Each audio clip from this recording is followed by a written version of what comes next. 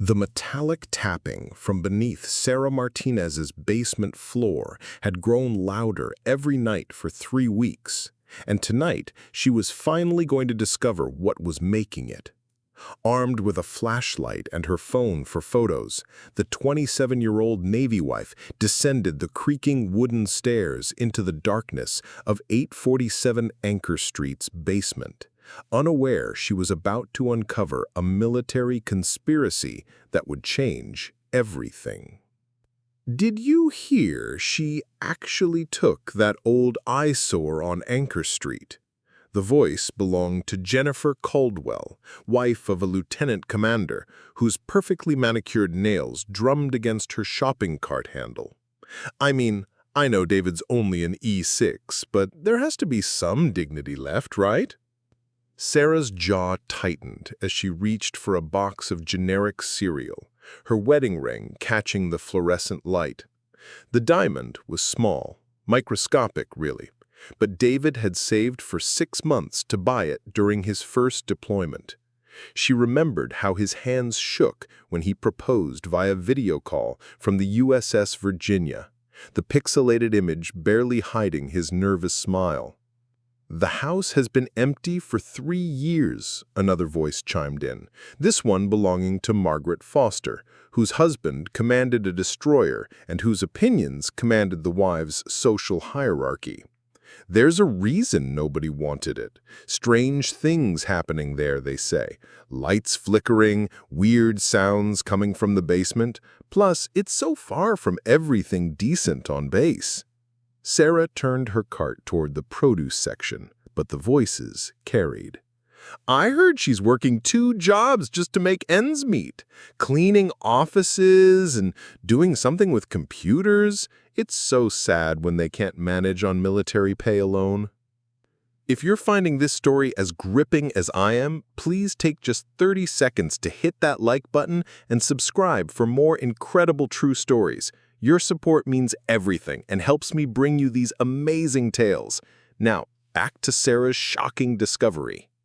Managing on military pay wasn't just possible, it was a luxury compared to her modest upbringing. But the house on Anchor Street had been different.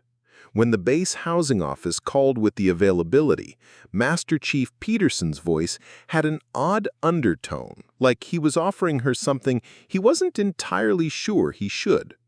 The rent was surprisingly low, almost suspiciously so, and when she'd asked why, he'd simply said it had been difficult to fill.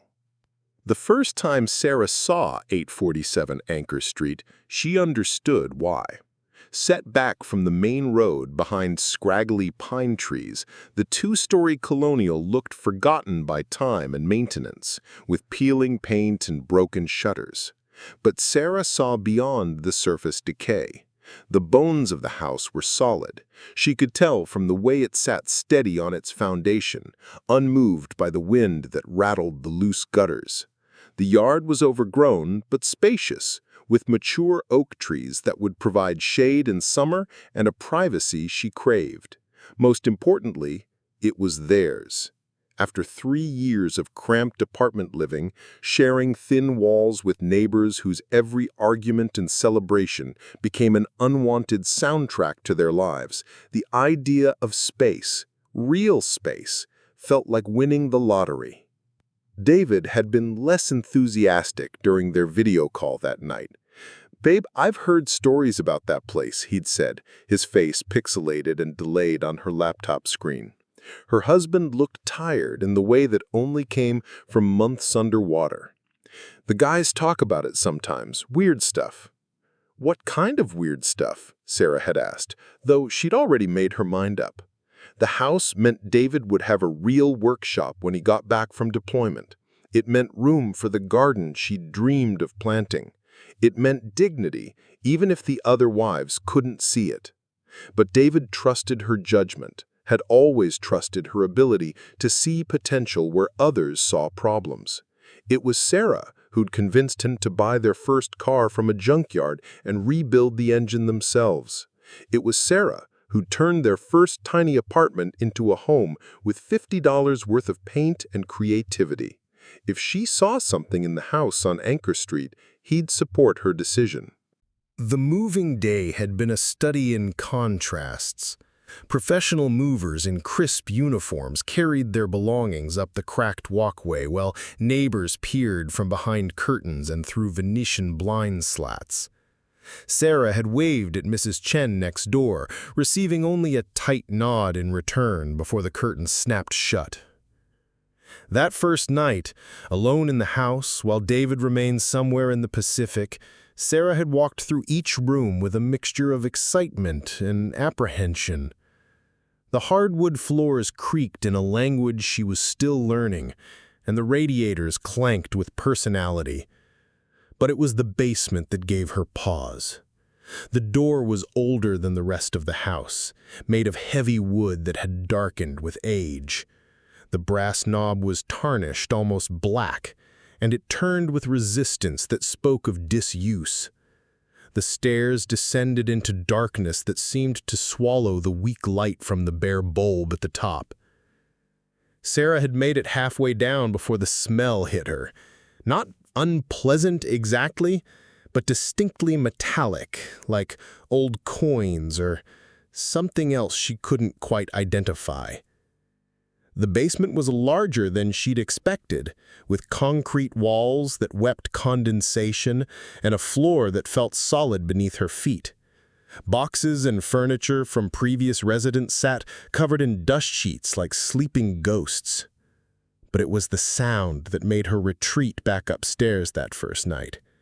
A rhythmic tapping, barely audible, coming from somewhere deeper in the basement than the weak light reached. Probably pipes, she'd told herself.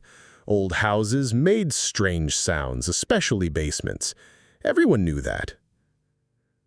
Now, 3 weeks later, the tapping had become as much a part of the house's personality as the creaking floors and rattling windows. Sarah had grown oddly fond of it, finding the rhythm almost comforting during the long nights when David's absence felt like a physical ache in her chest. She finished her shopping at the commissary, ignoring the continued whispers and sideways glances. Let them talk. She'd faced worse than gossipy military wives. Besides, tonight she planned to finally explore the basement properly, armed with better lighting and the determination to make every inch of the house truly theirs. The drive home took her past the newer base housing, pristine townhomes with perfect landscaping and assigned parking spaces. She could have qualified for one of those, eventually, when David made E7. But something about 847 Anchor Street had called to her, and Sarah Martinez had learned long ago to trust her instincts. As she pulled into the gravel driveway, the house loomed against the darkening sky like something from a Gothic novel. But instead of intimidation, Sarah felt only anticipation. Tonight, she would finally discover what secrets the basement held. Tonight, she would claim every corner of her new home. The metallic smell seemed stronger as she carried groceries through the front door, and for just a moment, she could have sworn she heard something beyond the familiar tapping, a sound like machinery, distant and deliberate, humming beneath the floorboards. Sarah smiled as she set her bags on the kitchen counter. Whatever mysteries 847 Anchor Street held, they were hers now. And tomorrow, when David called from whatever classified location currently claimed him, she'd have more than complaints about judgmental neighbors to share. She'd have discoveries. The basement door stood slightly ajar, though she was certain she'd closed it that morning. The brass knob gleamed as if recently polished, and the metallic smell drifted up from the darkness below, like an invitation. She lay in the darkness for a moment, listening to the house breathe around her. The radiators whispered their metallic secrets, the floorboards settled with soft sighs, and from somewhere far below, that rhythmic tapping continued its mysterious Morse code. 3 weeks of living here, and she still hadn't ventured into the basement's depths. Every evening she promised herself tonight would be the night, and every evening something pulled her away. Exhaustion, a call from David, or simply the weight of her daily struggles pressing down like a physical force. The shower water ran lukewarm at best, another reminder of the house's age and the long list of repairs that stretched beyond her current budget.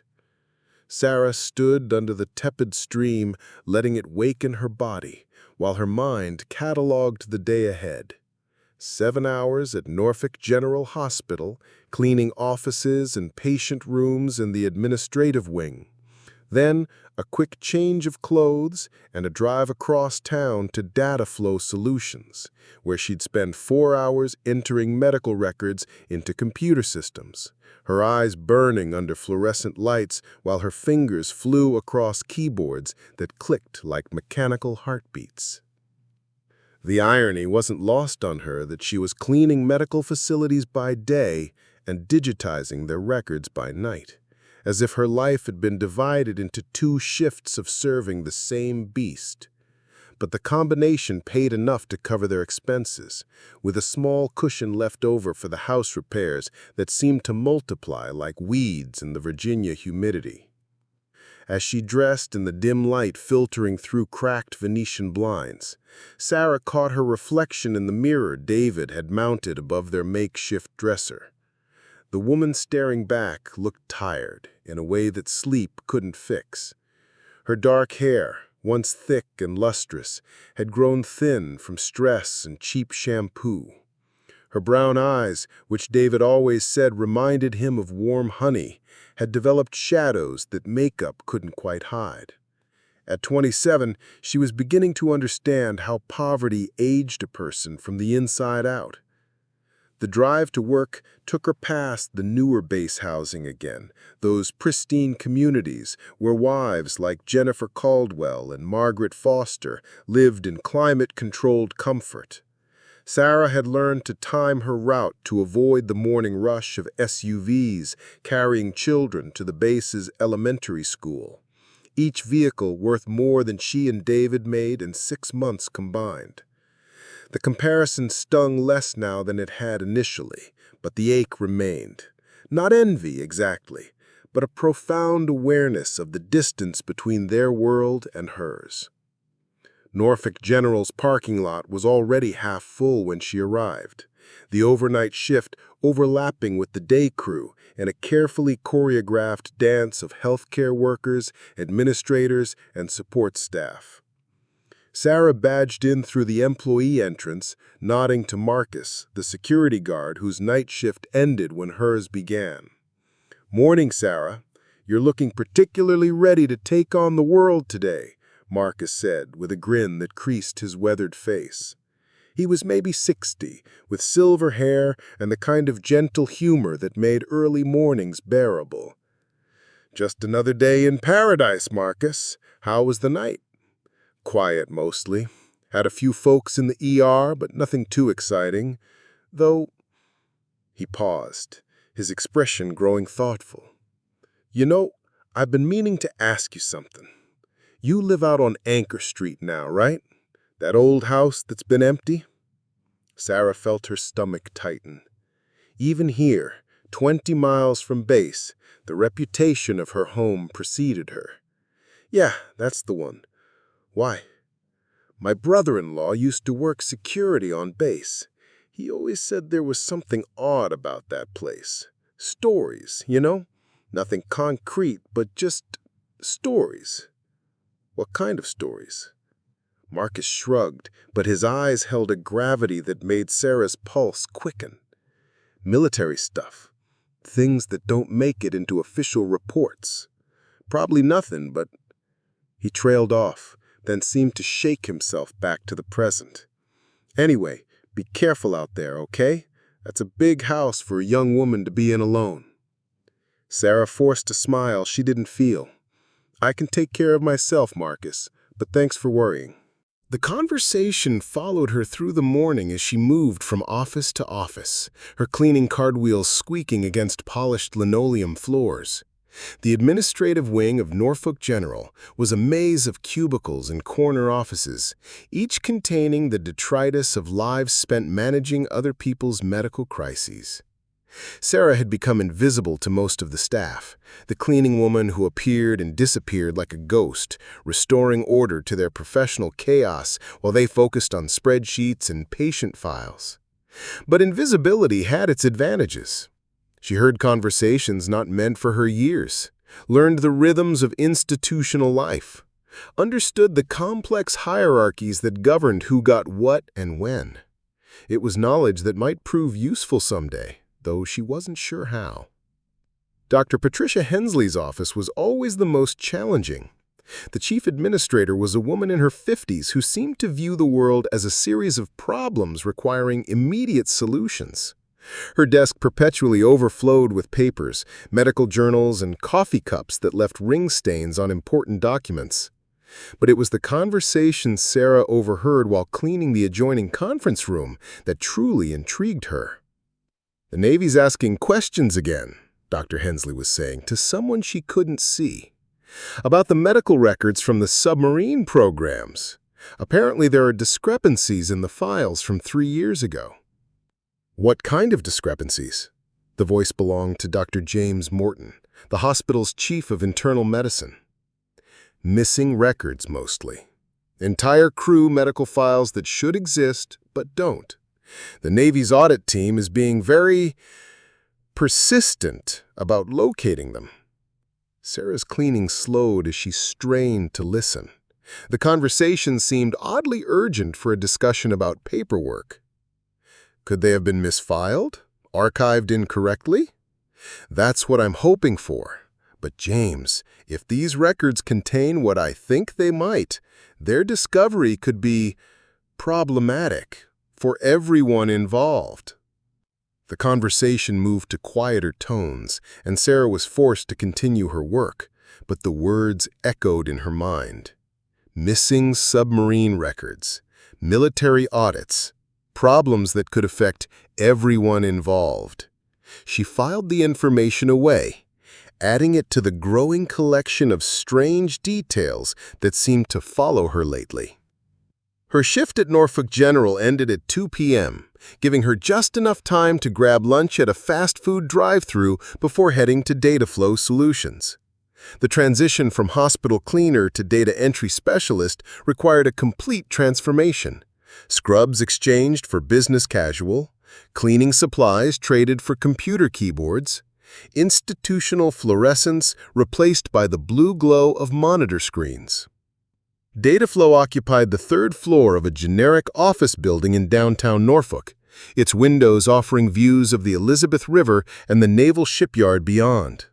Sarah's workstation was one of 20 identical setups, each designed for maximum efficiency and minimum comfort.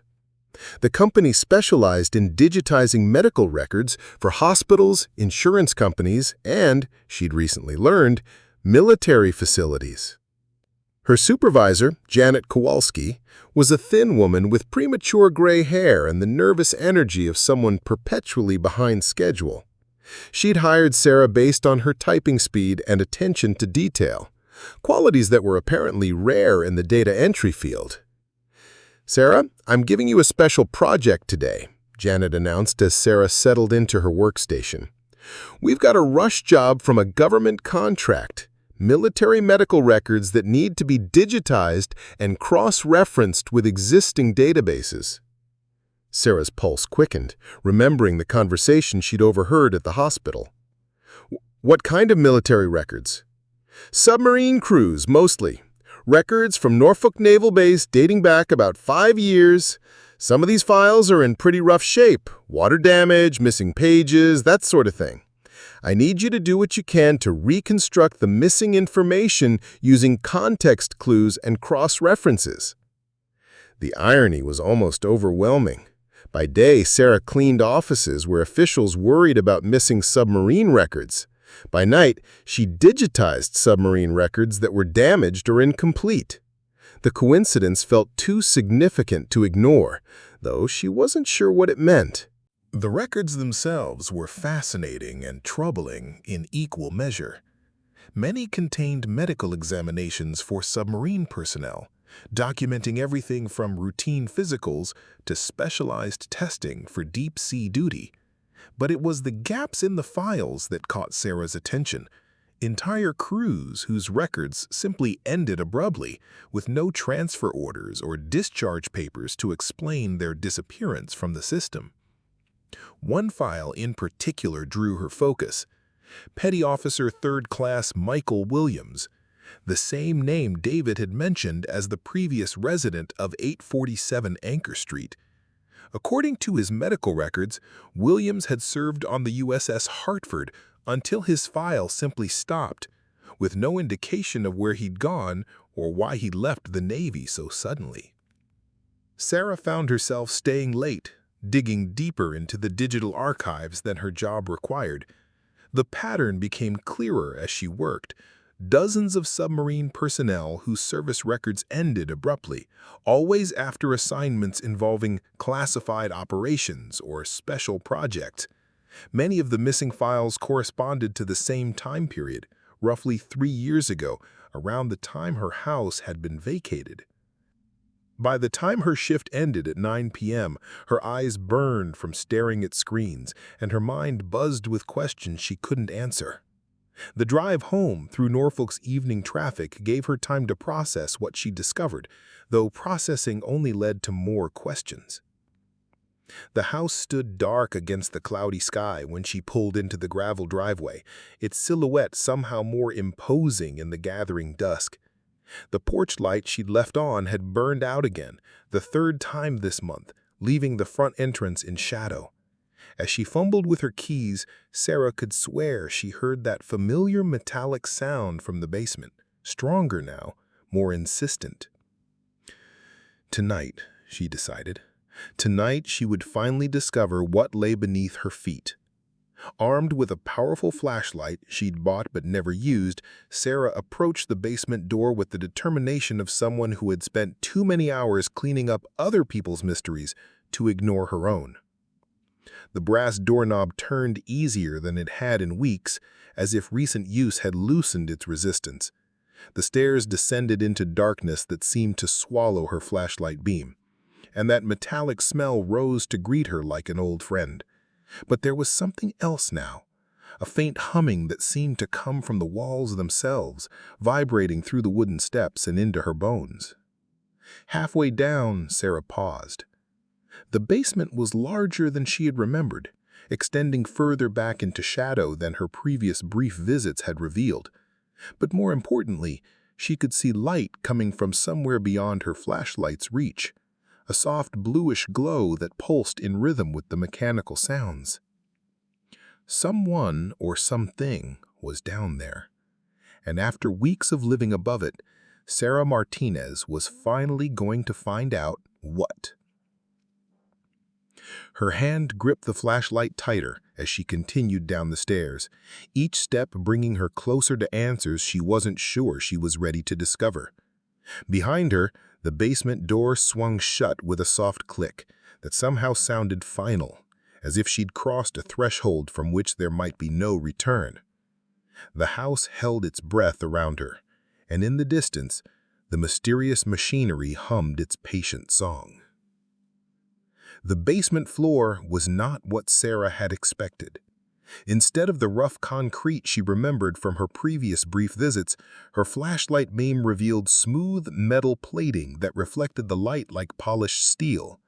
The transformation was so complete, so impossible, that she stood frozen on the bottom step, her mind struggling to reconcile what she was seeing with what she knew should be there. The bluish glow she'd noticed from upstairs emanated from LED strip lighting that ran along the ceiling, casting everything in an unearthly luminescence. The space extended much further than the footprint of the house above, disappearing into corridors that shouldn't exist, couldn't exist, given the lot size and neighboring properties she'd observed dozens of times. But it was the equipment that made her breath catch in her throat. Row upon row of sophisticated machinery lined the walls, humming with quiet efficiency. computer terminals displayed scrolling data in languages and codes she couldn't decipher. Massive cylindrical tanks, each the size of a small car, stood in perfect formation, their surfaces covered with gauges, valves, and warning labels that bore the unmistakable insignia of the United States Navy. The metallic smell she'd grown accustomed to was stronger here, the scent of precision engineering and carefully maintained equipment. Sarah stepped onto the metal floor, her footsteps echoing with a hollow ring that suggested vast spaces beyond what she could see. The mechanical sounds that had become the soundtrack to her nights were louder here, more complex, a symphony of cooling systems, data processors, and machinery she couldn't begin to identify.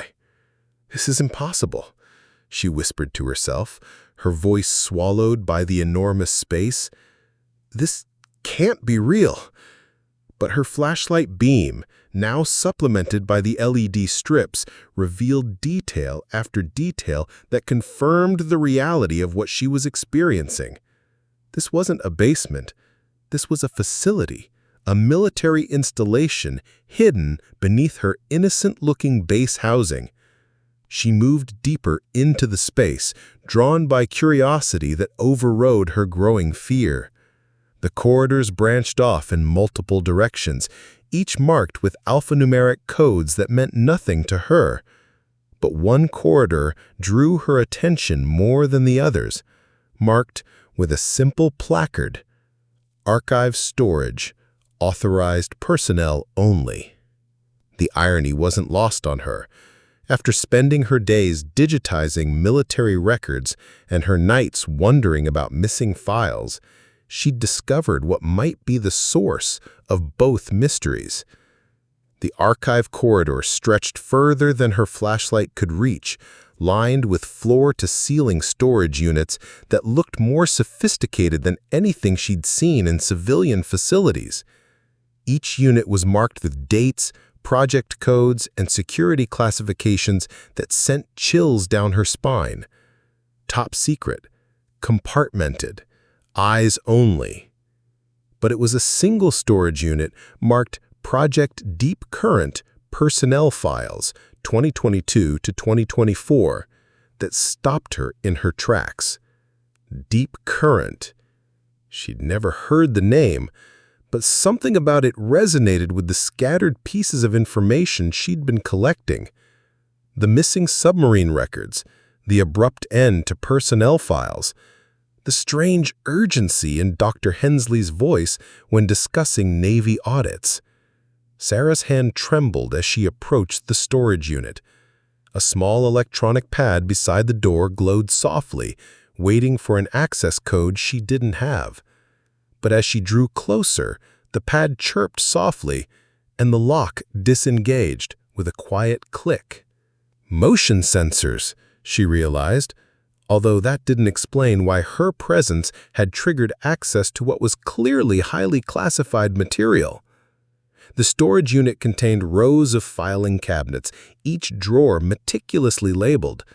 She pulled open the first drawer, revealing hundreds of personnel files in pristine condition, not the water-damaged, incomplete records she'd been working with at Dataflow, but complete, detailed files that told stories she wasn't prepared to read. Sarah's hands shook as she read further. Chen's file detailed a progression of medical interventions that seemed to push the boundaries of human physiology. Treatments designed to increase lung capacity, improve pressure tolerance, and extend the time a human could survive underwater without breathing apparatus. The later entries grew more technical, referencing genetic modifications and biomechanical integration. The final entry in Chen's file was dated December 15, 2024, just 8 months ago. Subject experienced complete physiological integration. Deployment to deep station successful. No further surface contact required. Sarah dropped the file, her mind reeling. This wasn't just medical research. This was human experimentation on a scale that defied everything she thought she knew about military ethics and protocol. She grabbed another file at random. Petty Officer First Class Maria Santos, age 28, single. The progression was similar.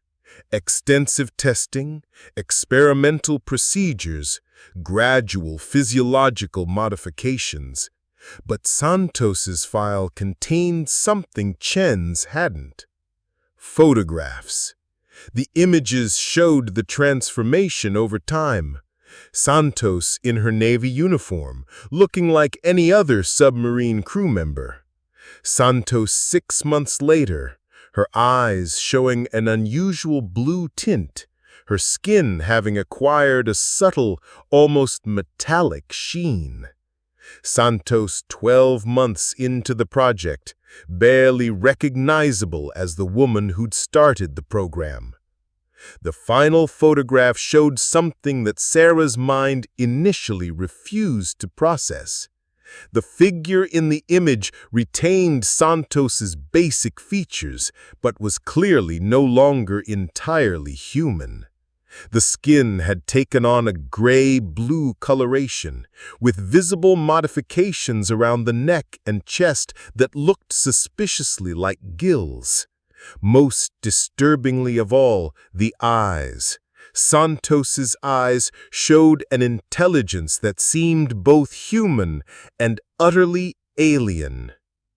Sarah's knees gave way, and she sank to the floor, surrounded by files that documented the systematic transformation of Navy personnel into something else entirely. The implications crashed over her like waves. The missing records from her day job weren't missing by accident. They were being deliberately hidden, while the real files were stored here, in this impossible facility beneath her home. But why here? Why beneath a rundown house on Anchor Street that nobody wanted? The answer came in the form of footsteps echoing from the main corridor. Measured, deliberate footsteps that definitely didn't belong to her. Sarah quickly closed the filing cabinet and crept toward the archive entrance, her flashlight switched off, relying on the ambient LED lighting to guide her. The footsteps were closer now, accompanied by voices that carried the crisp authority of military personnel. The monitoring systems show unauthorized access in Section 7. Could be another equipment malfunction, but we should check it out. Negative, replied a woman's voice, this one carrying the tone of command. The access wasn't unauthorized. The resident finally decided to explore. We've been waiting for this. Sarah's blood turned to ice. They'd been watching her, waiting for her to discover the facility. Should we initiate contact protocols? The male voice asked. Not yet. Let her process what she's seeing. The psychological evaluation indicated she'd be more receptive if she discovered the truth gradually. Psychological evaluation? Sarah's mind raced through the implications. When had they evaluated her? How long had they been planning this? She pressed herself against the archive wall, listening as the footsteps drew closer. The voices were clearer now, and she could make out additional details that chilled her to the bone. The husband's submarine is scheduled to return to port next week. That gives us a narrow window to complete the integration process. What if she refuses to cooperate? She won't. The psychological profile shows classic indicators for project compatibility: high stress tolerance, adaptability to unusual circumstances, strong loyalty bonds, and most importantly, financial desperation. The housing assignment wasn't random, Captain. We selected her specifically. Sarah bit back a gasp. Everything. The house assignment, the low rent, even David's deployment had been orchestrated to bring her to this moment.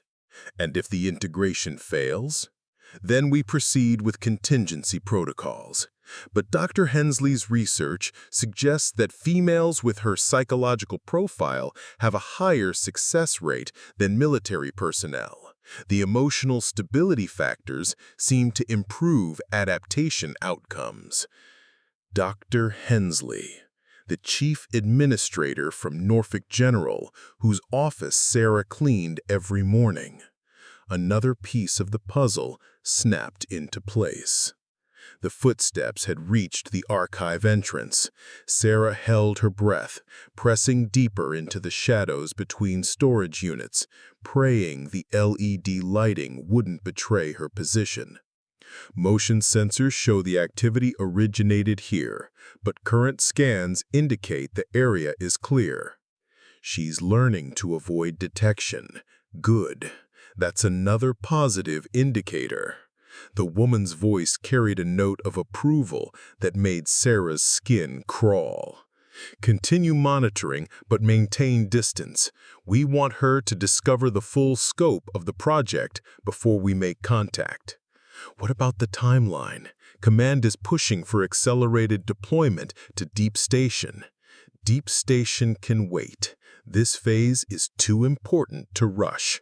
Besides, we need her husband's cooperation as well, and that requires a more delicate approach. David. Whatever this project was, they planned to involve David too. The voices began to fade as the personnel moved away from the archive, but she could still catch fragments of their conversation about integration chambers in Section 12 being ready, about genetic compatibility tests showing 97% success probability, and about how once the process begins, there's no reversing it.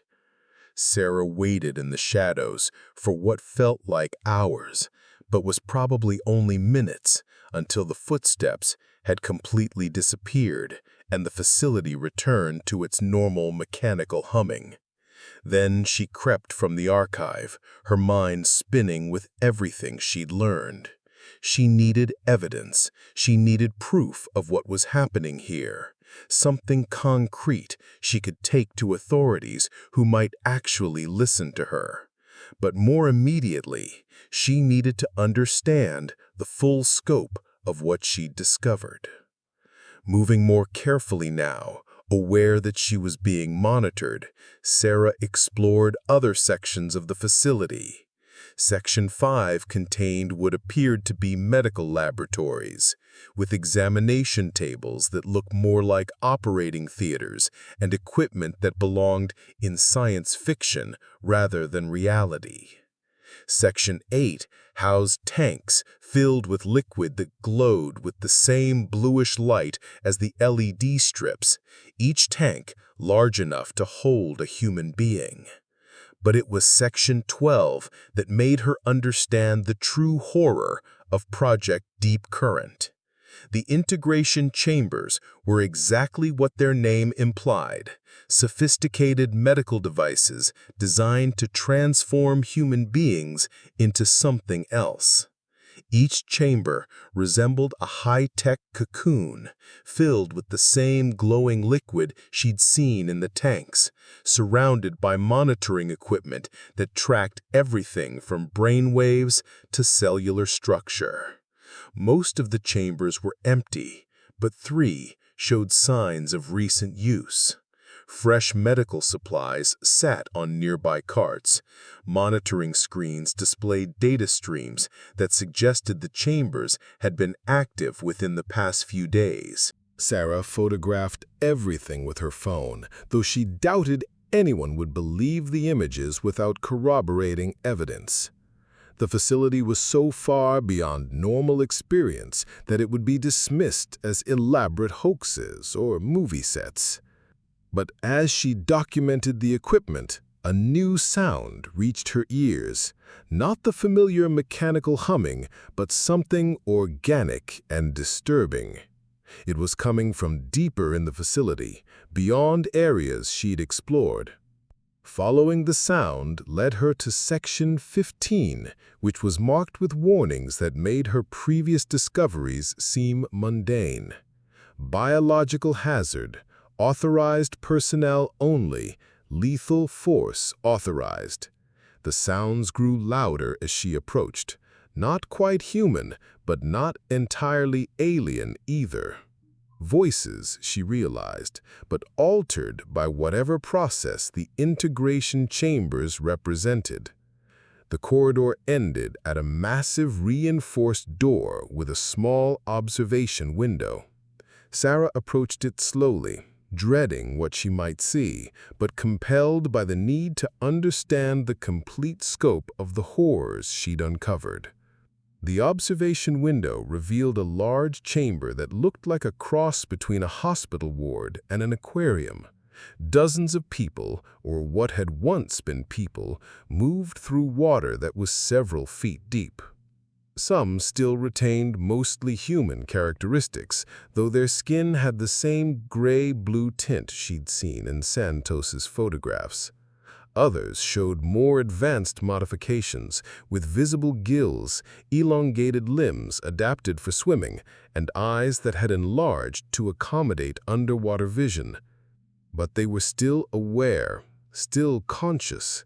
As Sarah watched in horror, several of the transformed individuals looked directly at her, their altered features showing expressions of desperate pleading that transcended their physical changes.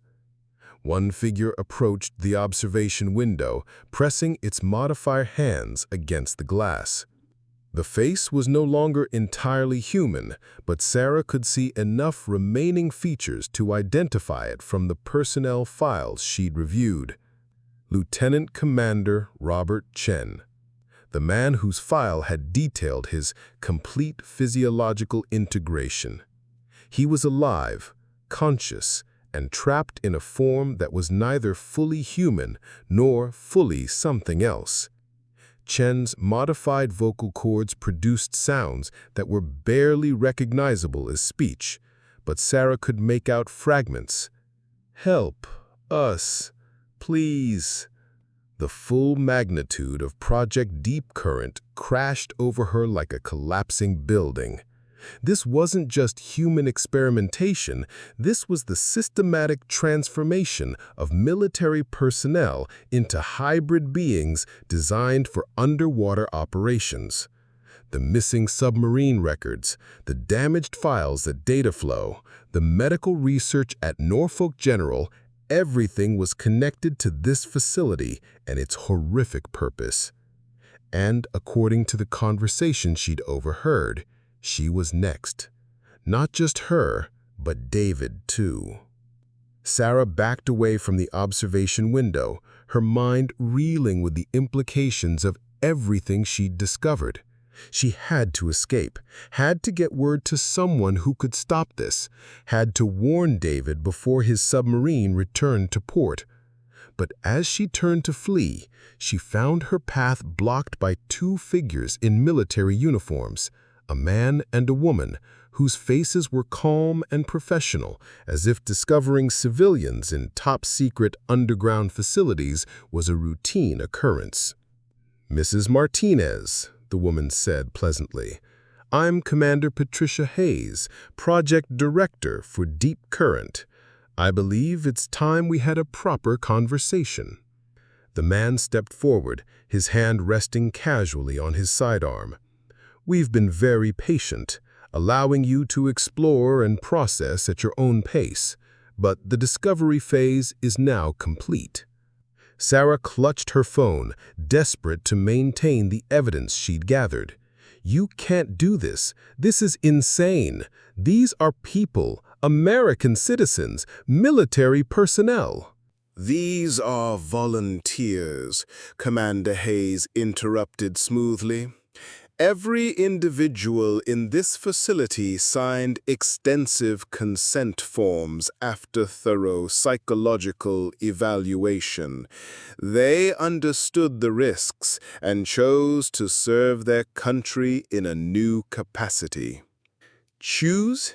You call turning people into monsters a choice?"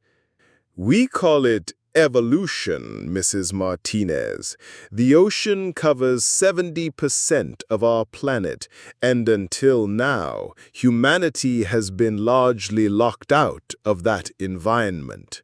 Project Deep Current is changing that.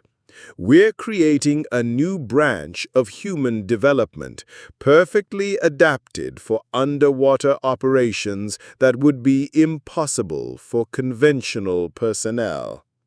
The casual way Hayes discussed the horror Sarah had witnessed made her skin crawl.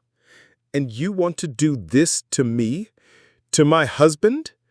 "We want to offer you an opportunity," Hayes corrected. "Your psychological profile indicates exceptional suitability for the integration process.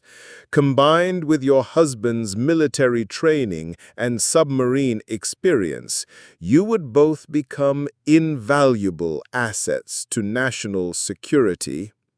"And if we refuse?" Hayes's smile didn't waver, but something cold flickered in her eyes. "Mrs. Martinez, you've now been exposed to classified information that could compromise operations affecting global security. There are protocols for handling such situations."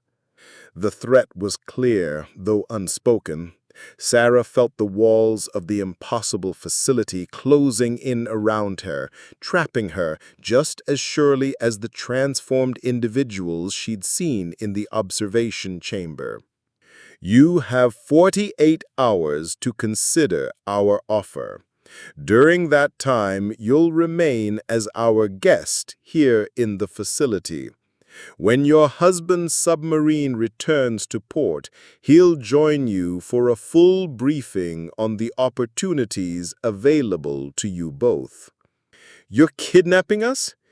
"We're protecting national security interests.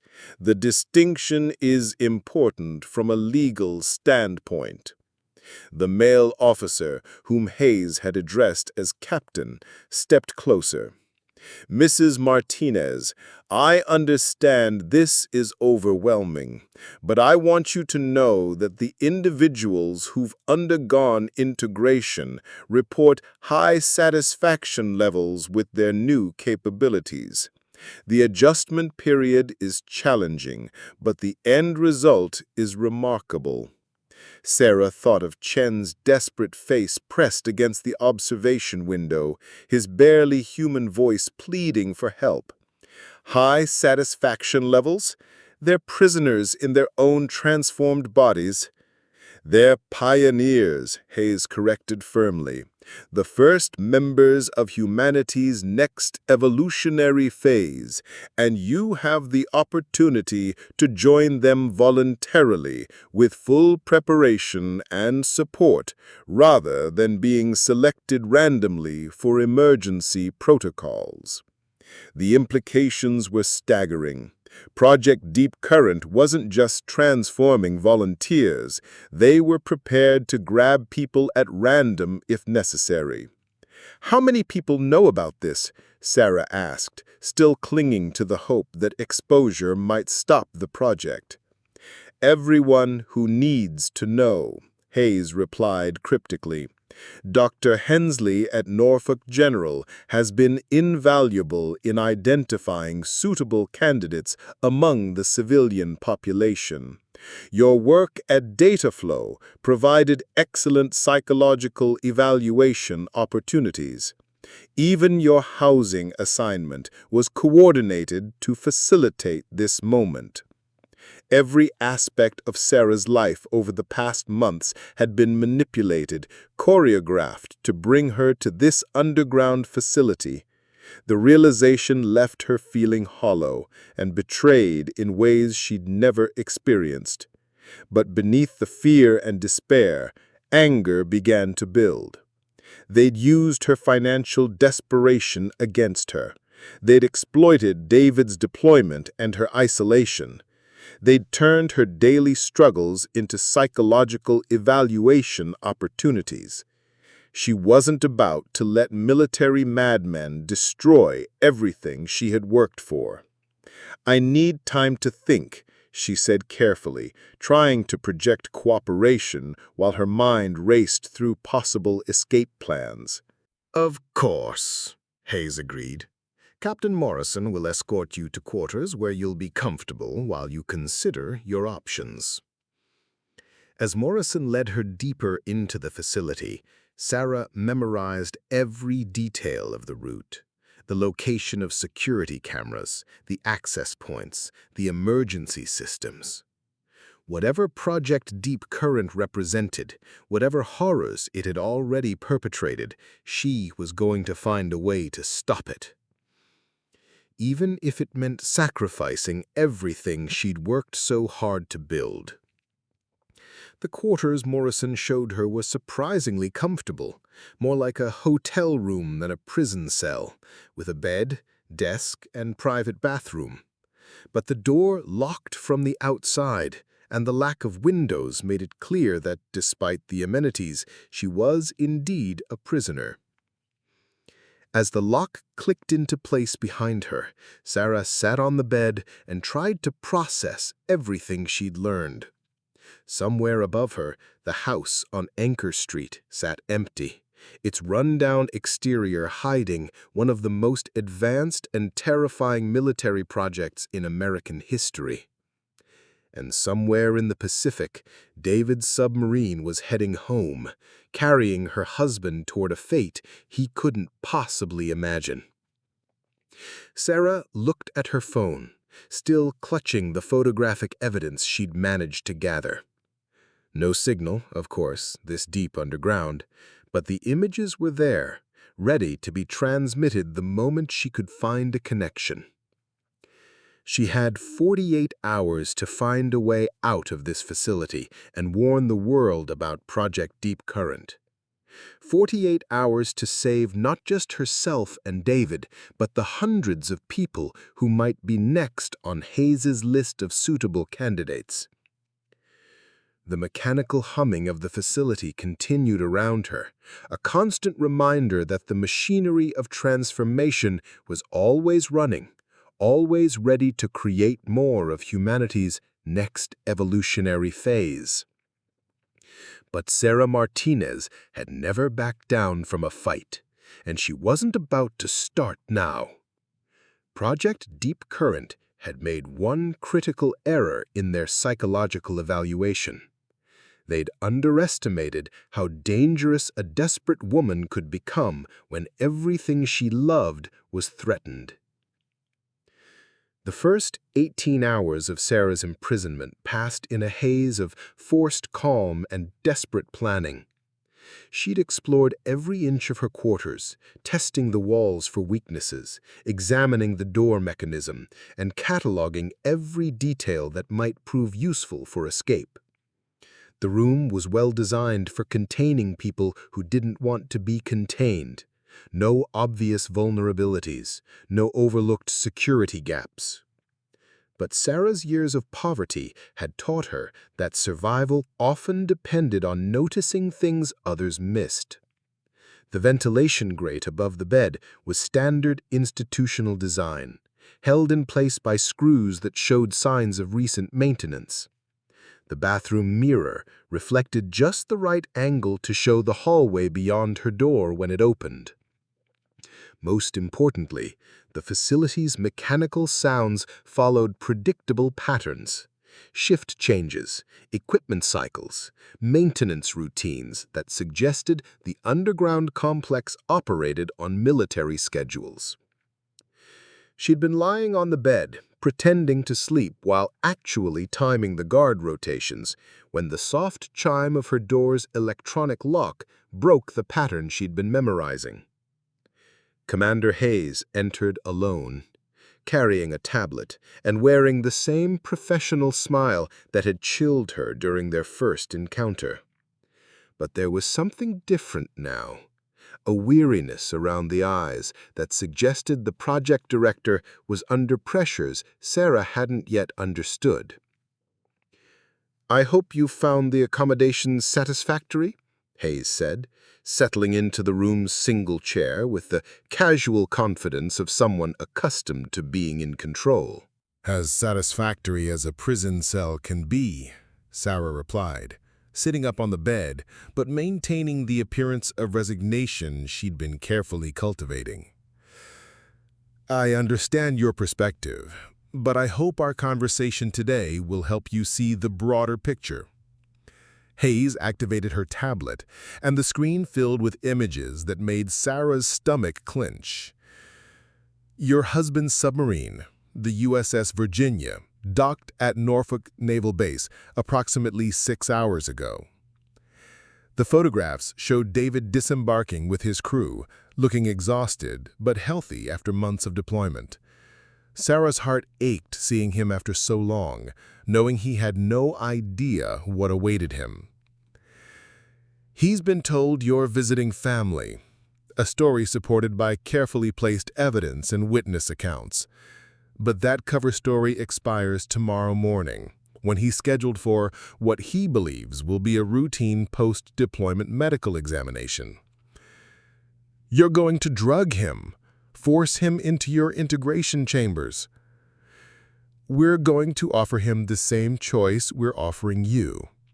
Join Project Deep Current voluntarily, with full preparation and support, or be classified as a security risk, requiring more direct intervention."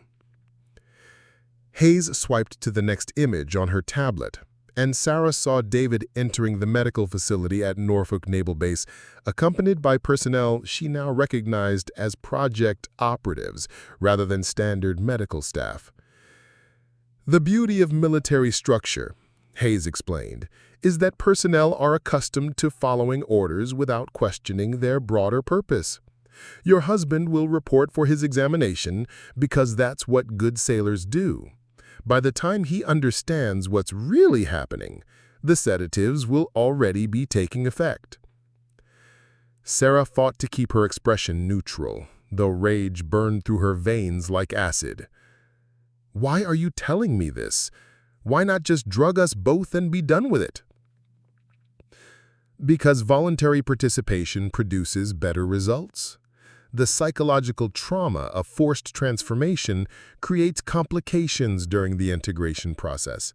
Subjects who choose their transformation adapt more quickly and retain more of their original personalities." Original personalities? What happens to the people who don't adapt? Hayes was quiet for a moment, and when she spoke again, her voice carried a note of something that might have been regret. "The early phases of the project had learning curve challenges.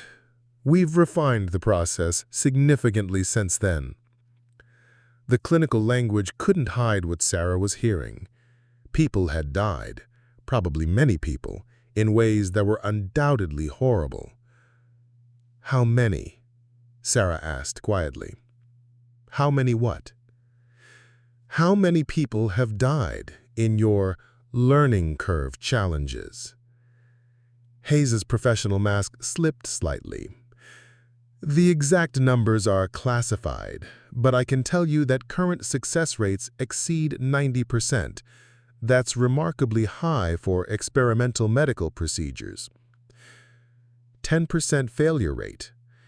If hundreds of people had been processed through Project Deep Current, that meant dozens of deaths, dozens of families who'd been told their loved ones died in training accidents or classified operations, never knowing the truth about what had really happened.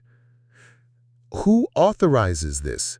Who signs off on turning American citizens into guinea pigs for military experiments? The same people who authorized the Manhattan Project, Mrs. Martinez. The same people who approved developing stealth technology, satellite surveillance, and every other advancement that's kept this country secure for the past century. Sometimes national security requires difficult decisions. Difficult decisions? You're talking about mass murder. I'm talking about evolution. Hayes's composure cracked slightly, revealing the fervor of someone who genuinely believed in what they were doing. Do you have any idea what's happening in the world's oceans right now? Chinese submarine technology is advancing faster than our ability to counter it. Russian underwater facilities are mining resources we can't even reach. The future of global security will be determined by who controls the deep ocean, and traditional human limitations make that impossible. Hayes swiped to new images on her tablet, satellite photographs of underwater installations, technical specifications for submarine technology that looked decades ahead of anything Sarah had imagined. Project Deep Current isn't just about creating better soldiers, Mrs. Martinez. It's about ensuring human survival in an environment that covers most of our planet. The individuals who've undergone integration aren't victims, they're pioneers preparing humanity for its next phase of development. The conviction in Hayes's voice was terrifying in its sincerity. She genuinely believed that turning people into hybrid creatures was not just justified, but necessary for national survival. And if people refuse to be pioneers, then they become security risks that must be managed accordingly. Hayes's professional mask slipped back into place. Which brings us to your situation. Your husband's examination is scheduled for 0800 tomorrow. That gives us approximately 14 hours to reach an understanding. Sarah felt time compressing around her like the water pressure David faced in his submarine. 14 hours to find a way out of this facility, contact authorities who might listen, and somehow save David from a fate that would transform him into something barely recognizable as human. Before we continue with Sarah's desperate race against time, if you're as invested in this story as I am, please take a moment to like this video and share it with someone who loves incredible true stories. It really helps the channel grow. Now, let's see if Sarah can save her husband. I need to see more, Sarah said carefully. If you want me to make an informed decision, I need to understand exactly what integration involves. Hayes studied her for a long moment, then nodded slowly. I was hoping you'd ask that. Understanding is crucial for successful integration. She stood, moving toward the door. I'll arrange for a comprehensive tour of the facility. But, Mrs. Martinez, any attempt to escape or sabotage project operations will result in immediate forced integration for both you and your husband. After Hayes left, Sarah sat in the sudden silence, her mind racing through everything she'd learned. 14 hours. The deadline felt both impossibly short and eternally long. But Hayes had made a critical error in allowing Sarah more access to the facility. Every restriction removed was another opportunity to find weaknesses, gather evidence, or discover something that might turn the tables on Project Deep Current. 2 hours later, Captain Morrison arrived to escort her on what Hayes had called a comprehensive tour. But as they moved through the facility's corridors, Sarah realized this wasn't just about education. It was about indoctrination. Morrison spoke with the enthusiasm of a true believer, describing each section's capabilities as if he were showcasing humanity's greatest achievement. Section 3 houses our biological research laboratories, Morrison explained as they walked past rooms filled with equipment Sarah couldn't begin to identify. Dr. Elizabeth Kane leads our genetics team. Her work on cellular adaptation has made the integration process far more precise than early attempts. Through the laboratory windows, Sarah could see technicians working with samples that glowed with the same blue luminescence she'd seen throughout the facility. The scale of the operation was staggering. Dozens of researchers, millions of dollars in equipment, and a level of sophistication that suggested Project Deep Current had been in development for years, possibly decades. "How long has this been operating?" Sarah asked. "The current facility has been active for approximately 18 months, but the project itself began nearly 8 years ago after intelligence reports indicated foreign powers were developing similar capabilities." 8 years. The timeline meant Project Deep Current had been planned and implemented during multiple presidential administrations, suggesting approval at the highest levels of government. "Section 9 contains our success stories," Morrison continued, leading her toward an area she hadn't explored during her initial discovery. "Integrated personnel who've completed their transformation and are now serving in operational capacities." The section was laid out like a combination barracks and aquatic facility, with living spaces designed for individuals who no longer quite fit standard human accommodations. Sarah saw several figures moving through water-filled corridors with an undulating grace that was both beautiful and deeply unsettling. But it was the communication she witnessed that shattered her last hopes about the humanity of the integrated personnel. One of the transformed individuals approached Morrison, its modified vocal cords producing sounds that were clearly language, though unlike anything Sarah had ever heard. Morrison listened intently, then nodded and responded in the same alien tongue. "What language is that?" Sarah asked, though she dreaded the answer. "It's not exactly a language," Morrison explained. "The integration process includes modifications to vocal and auditory systems that allow for more efficient underwater communication. The sounds you're hearing are optimized for transmission through water rather than air." They weren't just physically transformed. Their ability to communicate with normal humans was being systematically removed, isolating them further from their original lives and identities. "Can they still speak English?" Morrison's pause told her everything she needed to know. The transition varies by individual.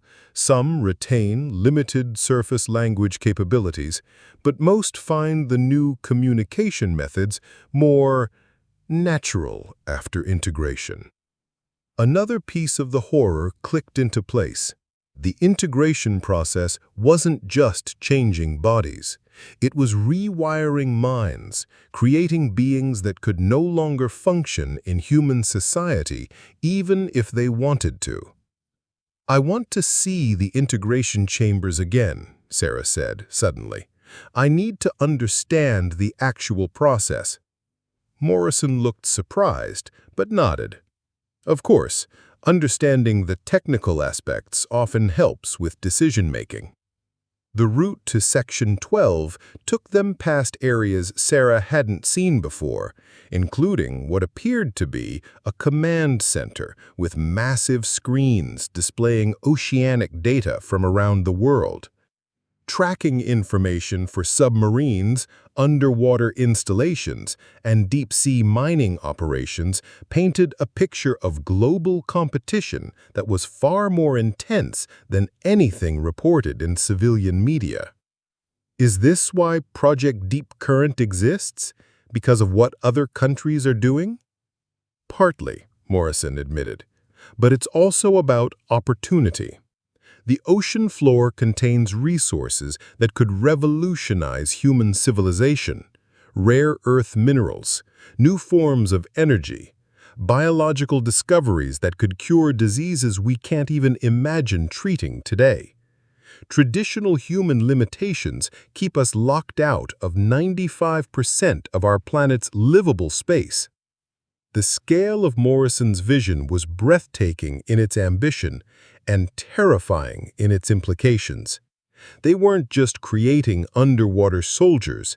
They were planning to colonize the ocean depths with transformed humans who could no longer return to surface life. How many people are you planning to integrate?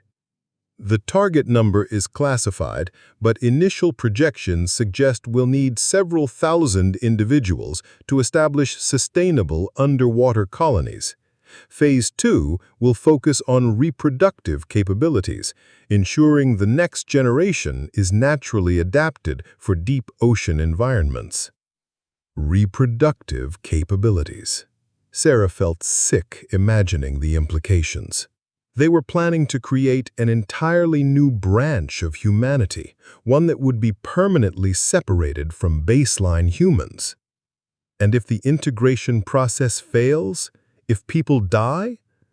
Morrison's expression grew somber. Every military operation involves acceptable losses, Mrs. Martinez. The greater good sometimes requires individual sacrifice. They'd reached Section 12, where the integration chambers hummed with quiet efficiency. Several chambers showed signs of recent use, and Sarah realized with growing horror that the process was ongoing. While she'd been imprisoned, other people were being transformed. "Who's in there now?" she asked, pointing to the active chambers. "Personnel who volunteered after being fully briefed on the process," Morrison replied smoothly. "Unlike your situation, they had weeks to consider their decision. Volunteers, or people who were given the same choice you're giving me, transform or be classified as security risks." Morrison's silence was answer enough. Sarah moved closer to one of the active chambers, peering through the transparent sections at the figure suspended in glowing liquid. The person inside, she couldn't tell if it was originally male or female, was connected to dozens of monitoring devices and life support systems.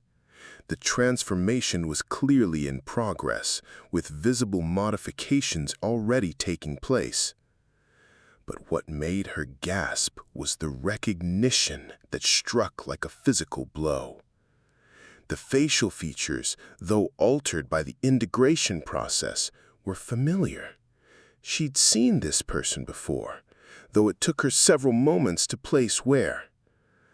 Dr. Patricia Hensley, the chief administrator from Norfolk General Hospital, whose office Sarah cleaned every morning and whose conversations about missing submarine records had started this entire chain of discoveries. "That's Dr. Hensley," Sarah whispered, unable to hide her shock.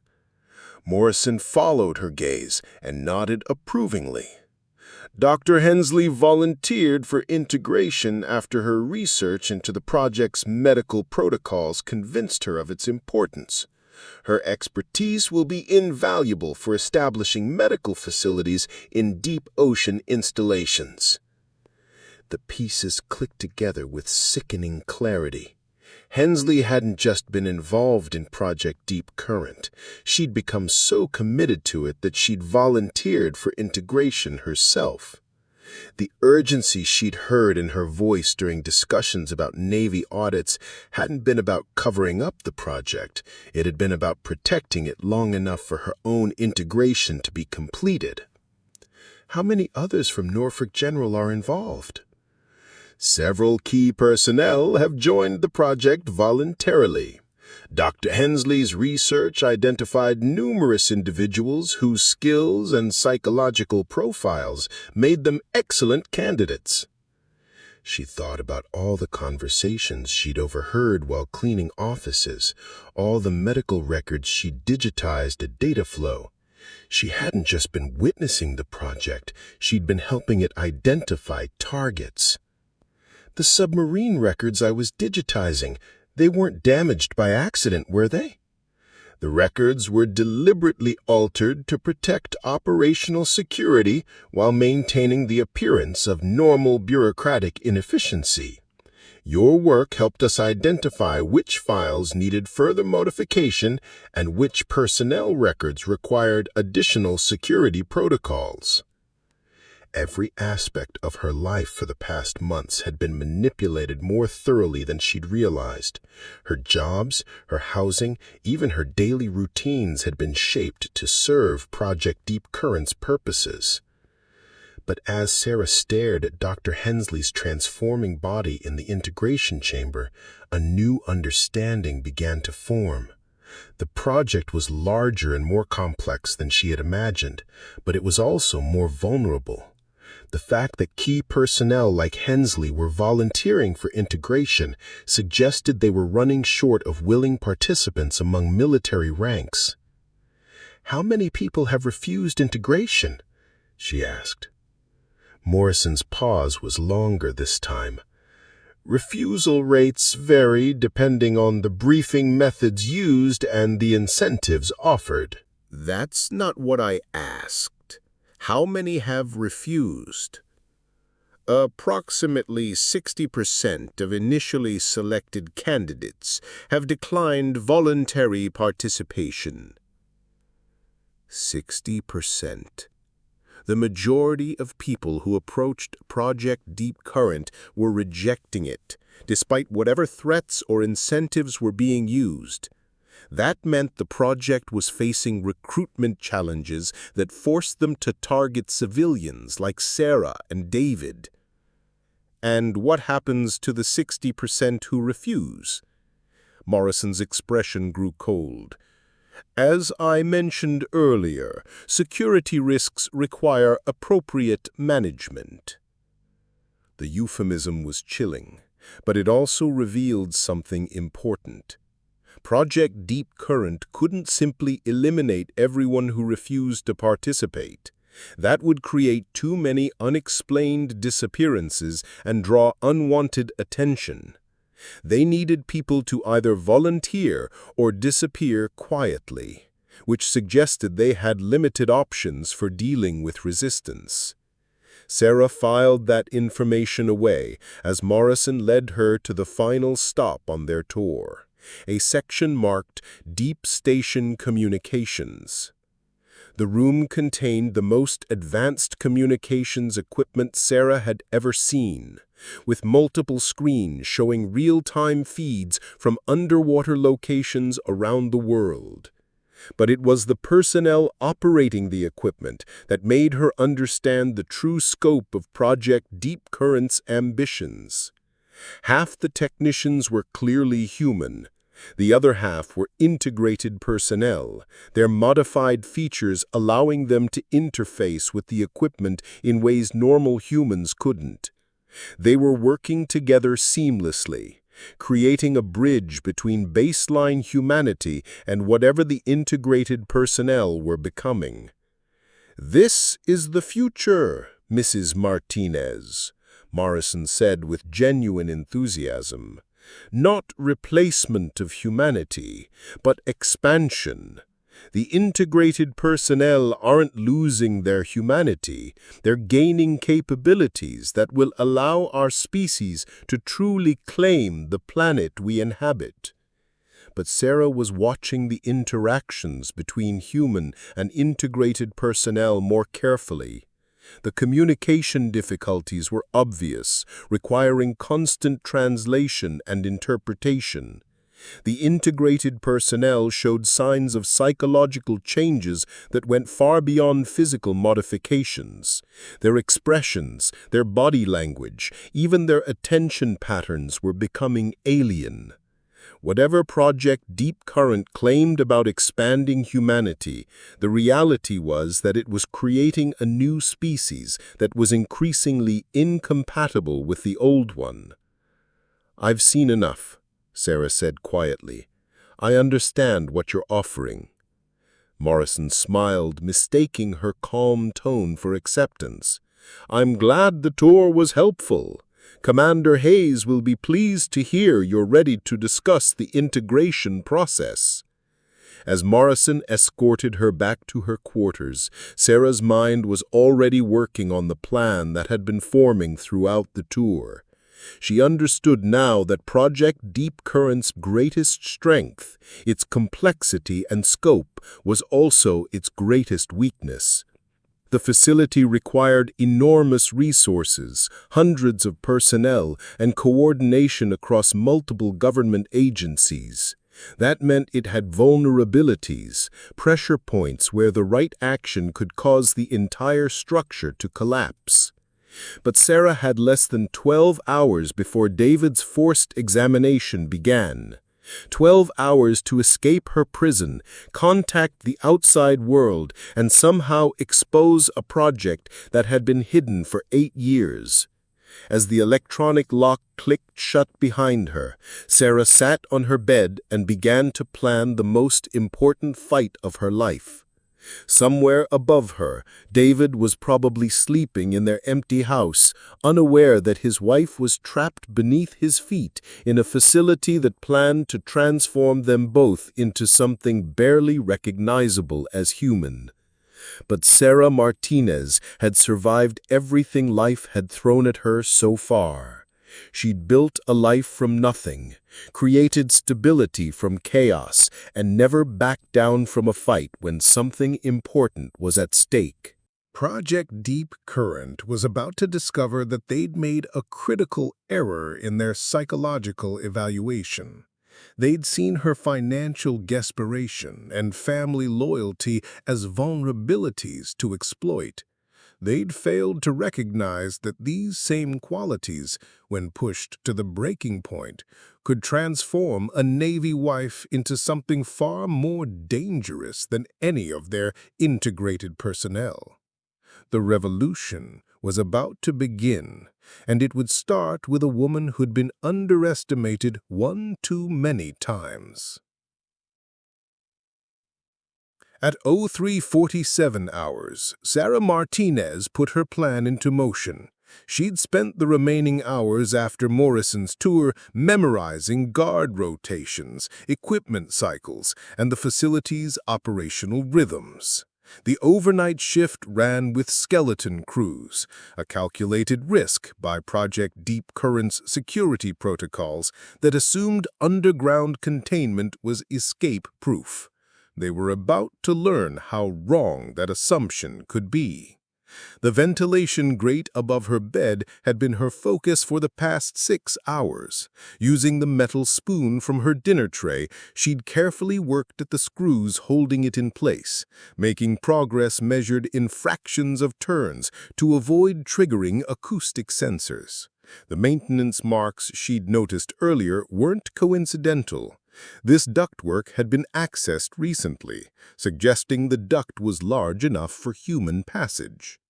As the final screw came loose, Zara felt a surge of grim satisfaction. Her years of poverty had taught her that survival often meant finding ways through spaces others considered impassable. Desperation had always been her most reliable teacher. The duct was cramped but navigable, and Sarah pulled herself into the opening with practiced silence. Her phone, wrapped in her spare shirt to muffle any sounds, went with her. The photographic evidence she'd gathered was the only proof that Project Deep Current existed, and without it, any escape would be meaningless.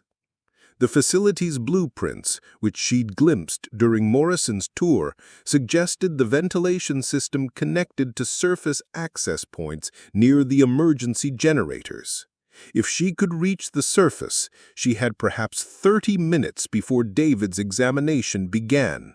30 minutes to contact authorities and somehow convince them that an impossible military facility existed beneath a rundown house on Anchor Street. But as Sarah crawled through the ductwork, her plans shifted dramatically. The voices she heard coming from Section 7 weren't the routine communications she'd expected from skeleton crew personnel. Instead, they carried the urgency of crisis management. The audit team from Washington arrived 6 hours early. They're conducting surprise inspections of all deep current facilities, and they'll be here within an hour. Sarah pressed her ear to the vent grating, straining to hear every word. "What's their authorization level?" Captain Morrison asked. "Full access. Congressional Oversight Committee backed by DoD Inspector General authority. If they discover any unauthorized activities or security breaches, the entire project could be shut down pending investigation." "What about the Martinez situation and her husband's scheduled integration?" whispered Morrison. "The integration has been moved up to 0500 hours. We need both subjects processed and contained before the audit team arrives. Any evidence of ongoing civilian recruitment will trigger immediate project termination." Sarah's blood turned to ice. They were accelerating David's transformation to hide it from government oversight. In a slightly more than an hour, her husband would be strapped into an integration chamber, beginning an irreversible process that would destroy everything that made him human. But the conversation also revealed something crucial. Project Deep Current wasn't as secure in its government backing as aides had claimed. Congressional oversight meant there were people in Washington who either didn't know about the project or actively opposed it. The facility's existence might be officially sanctioned, but its methods were clearly crossing lines that made some officials uncomfortable. "What about the other facilities?" Morrison continued. "Are they facing similar inspections?" All deep current installations are being audited simultaneously. This isn't random oversight. Someone with high-level access leaked operational details to congressional leadership. The timing suggests coordinated opposition at cabinet level or above. Someone in the government was fighting Project Deep Current from within. Sarah filed that information away as she continued crawling through the ductwork, following the path toward what she hoped would be surface access. "The leak came from within," Hayes continued, her voice carrying a note of betrayal. "Preliminary investigation suggests someone with direct facility access provided classified information to congressional leadership. We're looking at potential security breaches among integrated personnel." "Integrated personnel? That's impossible. The psychological modifications prevent betrayal of project objectives." That's what we believed, but Dr. Hensley's research indicates that some integrated subjects retain more autonomous thinking than anticipated. The modifications that enhance underwater capabilities may be compromising loyalty programming. Sarah felt a surge of hope she hadn't dared to feel since her imprisonment began. The integrated personnel, the transformed humans she'd seen as victims, might actually be fighting back against their captors. The modifications that were supposed to make them perfect underwater operatives were also allowing them to resist the psychological control Project Deep Current had assumed was absolute. "How many integrated subjects are we talking about?" Morrison asked. Potentially dozens, and if they're coordinating resistance activities, the implications go far beyond this facility. Every deep current installation could be compromised from within. The conversation was interrupted by an alarm that echoed through the facility. 3 short blasts that Sarah hadn't heard before. "Containment breach in Section 15. Multiple subjects have breached isolation protocols. Security teams to Section 15 immediately." Section 15. The area where Sarah had seen Lieutenant Commander Chen and the other transformed personnel. They weren't just resisting, they were actively escaping. Hayes's voice cut through the alarm noise with military precision. "Initiate lockdown protocols. No one enters or exits the facility until the breach is contained." "Ma'am, what about the audit team?" "We can't allow external oversight during an active security crisis." Sarah realized that the facility's crisis was her opportunity. The security breach would draw personnel away from other areas, and the lockdown protocols that were meant to contain the integrated subjects would also prevent reinforcements from arriving to stop her escape. She crawled faster through the ductwork, following the path that should lead to surface access.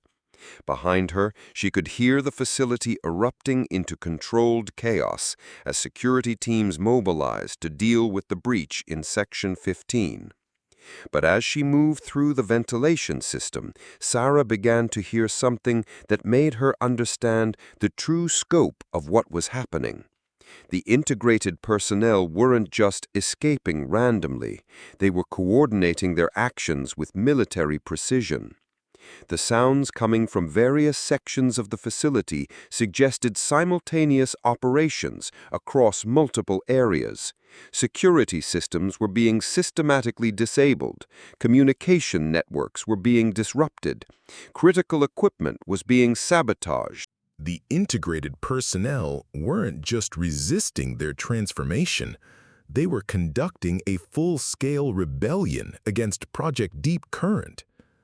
Sarah reached a junction in the ductwork where multiple paths converged, and through the grating below, she could see one of the most remarkable sights of her life.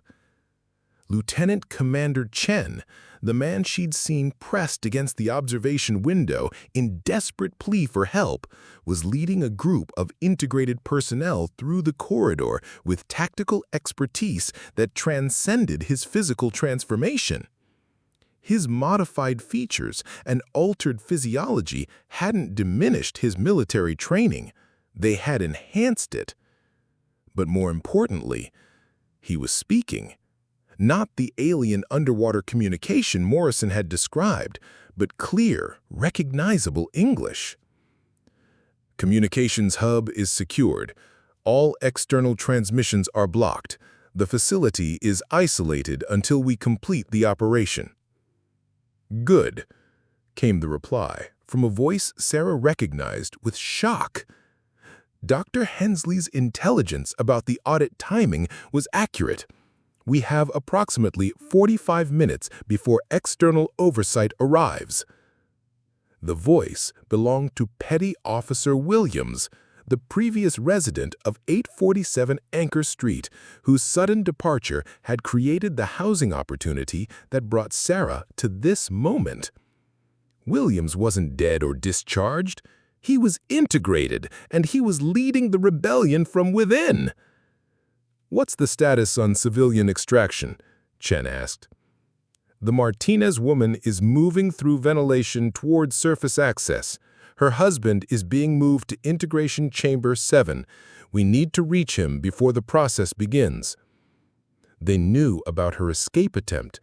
More than that, they were coordinating their rebellion to save both her and David. Sarah made a decision that went against every survival instinct she'd developed. Instead of continuing toward surface access, she turned back into the facility, following the ductwork towards Section 12, where David was being prepared for integration. If the transformed personnel were fighting to save her husband, she wasn't going to abandon them by fleeing to the surface. The journey back through the ductwork took her past sections of the facility she hadn't seen before, areas where the rebellion was clearly succeeding. Integrated personnel moved through corridors with purpose and coordination that spoke of detailed planning. They weren't victims anymore. They were soldiers, fighting for something bigger than their own freedom. Section 12 was in chaos when Sarah reached the ventilation grating that overlooked the integration chambers. David was strapped to a preparation table, unconscious from sedatives, while technicians worked frantically to ready the chamber for immediate use. Commander Hayes stood nearby, barking orders into a communication device while glancing nervously at security monitors showing the rebellion's progress throughout the facility.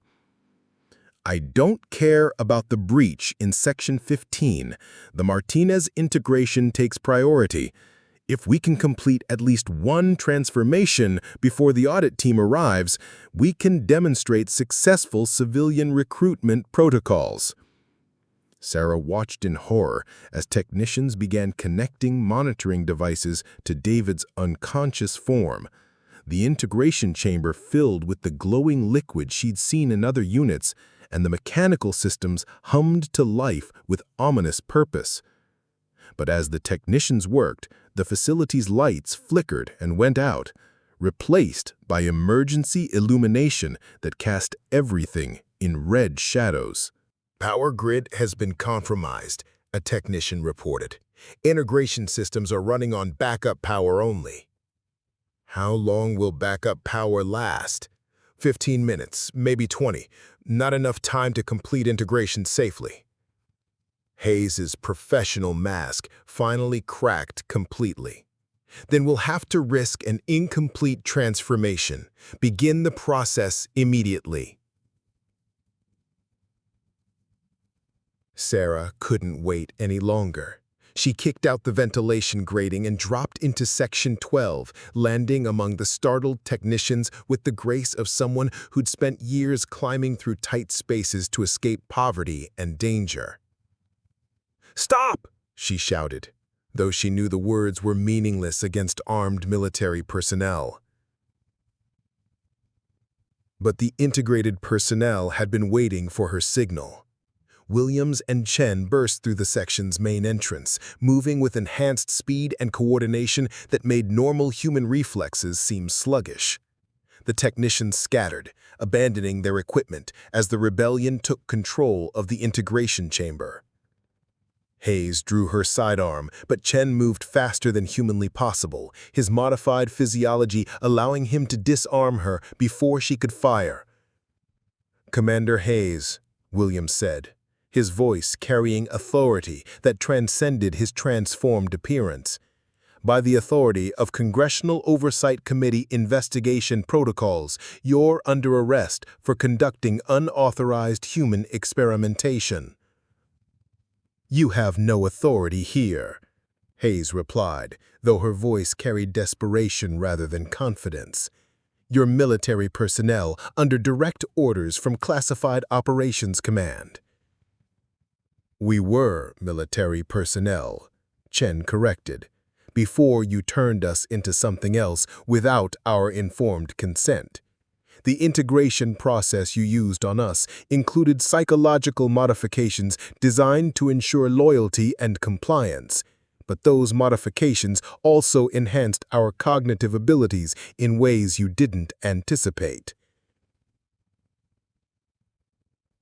Williams moved to the integration chamber controls, beginning the process of safely extracting David from the preparation systems.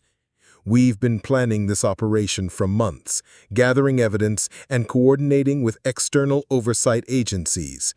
Every illegal transformation, every unauthorized recruitment, every violation of medical ethics has been documented and transmitted to appropriate authorities.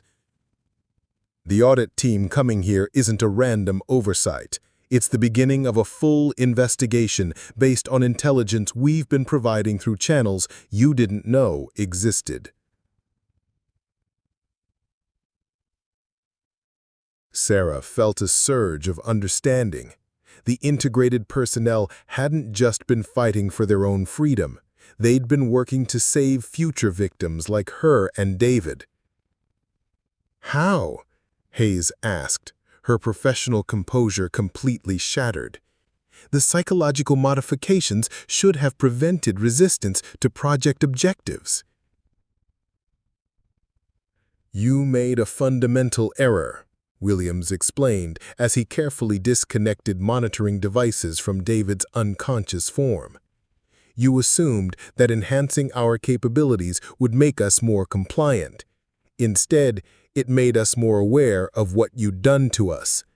The modifications that were supposed to ensure loyalty also enhanced our ability to recognize moral and ethical violations."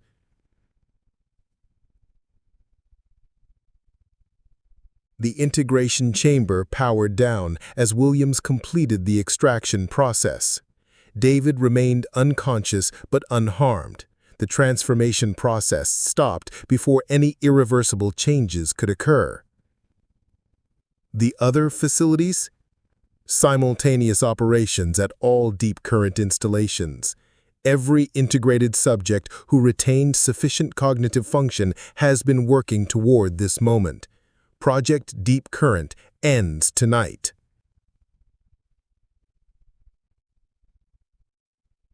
The facility's communication system crackled to life with an external voice that carried unmistakable authority. This is Admiral Patricia Morrison, Department of Defense Inspector General's Office. Project Deep Current Facility Anchor Street is hereby placed under federal investigation authority. All personnel will remain in place for questioning. Any attempt to destroy evidence or harm witnesses will be considered obstruction of justice under military code.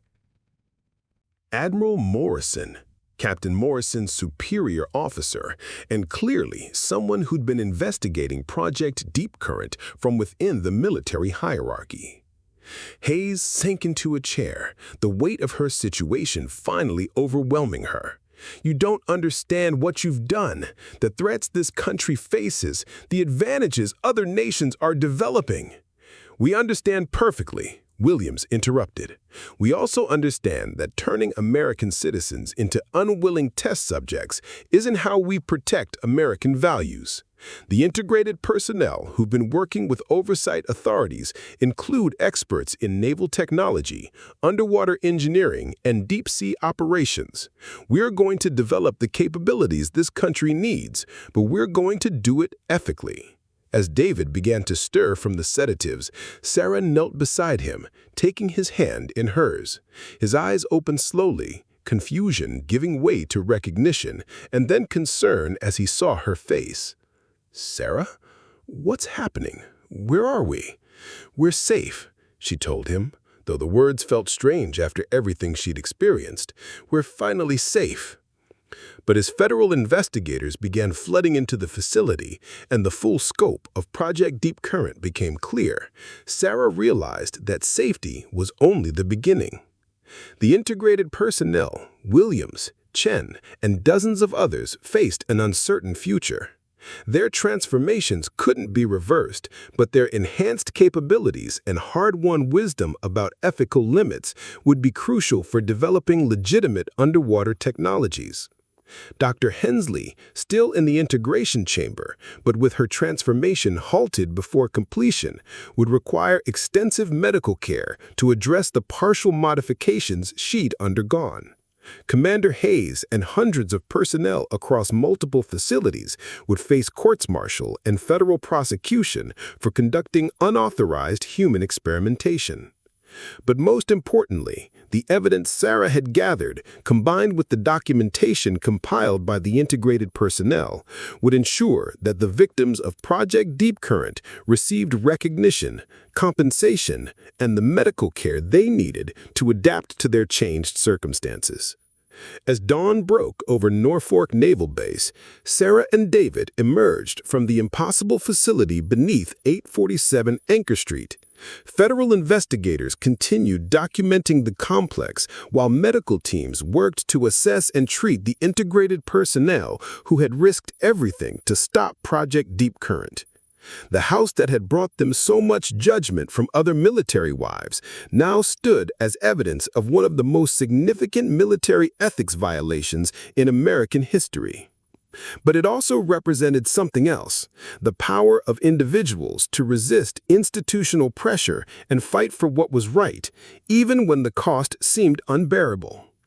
Sarah looked at her husband, still weak from the sedatives but alive and unchanged, and felt a deep gratitude for the transformed individuals who had sacrificed so much to save them.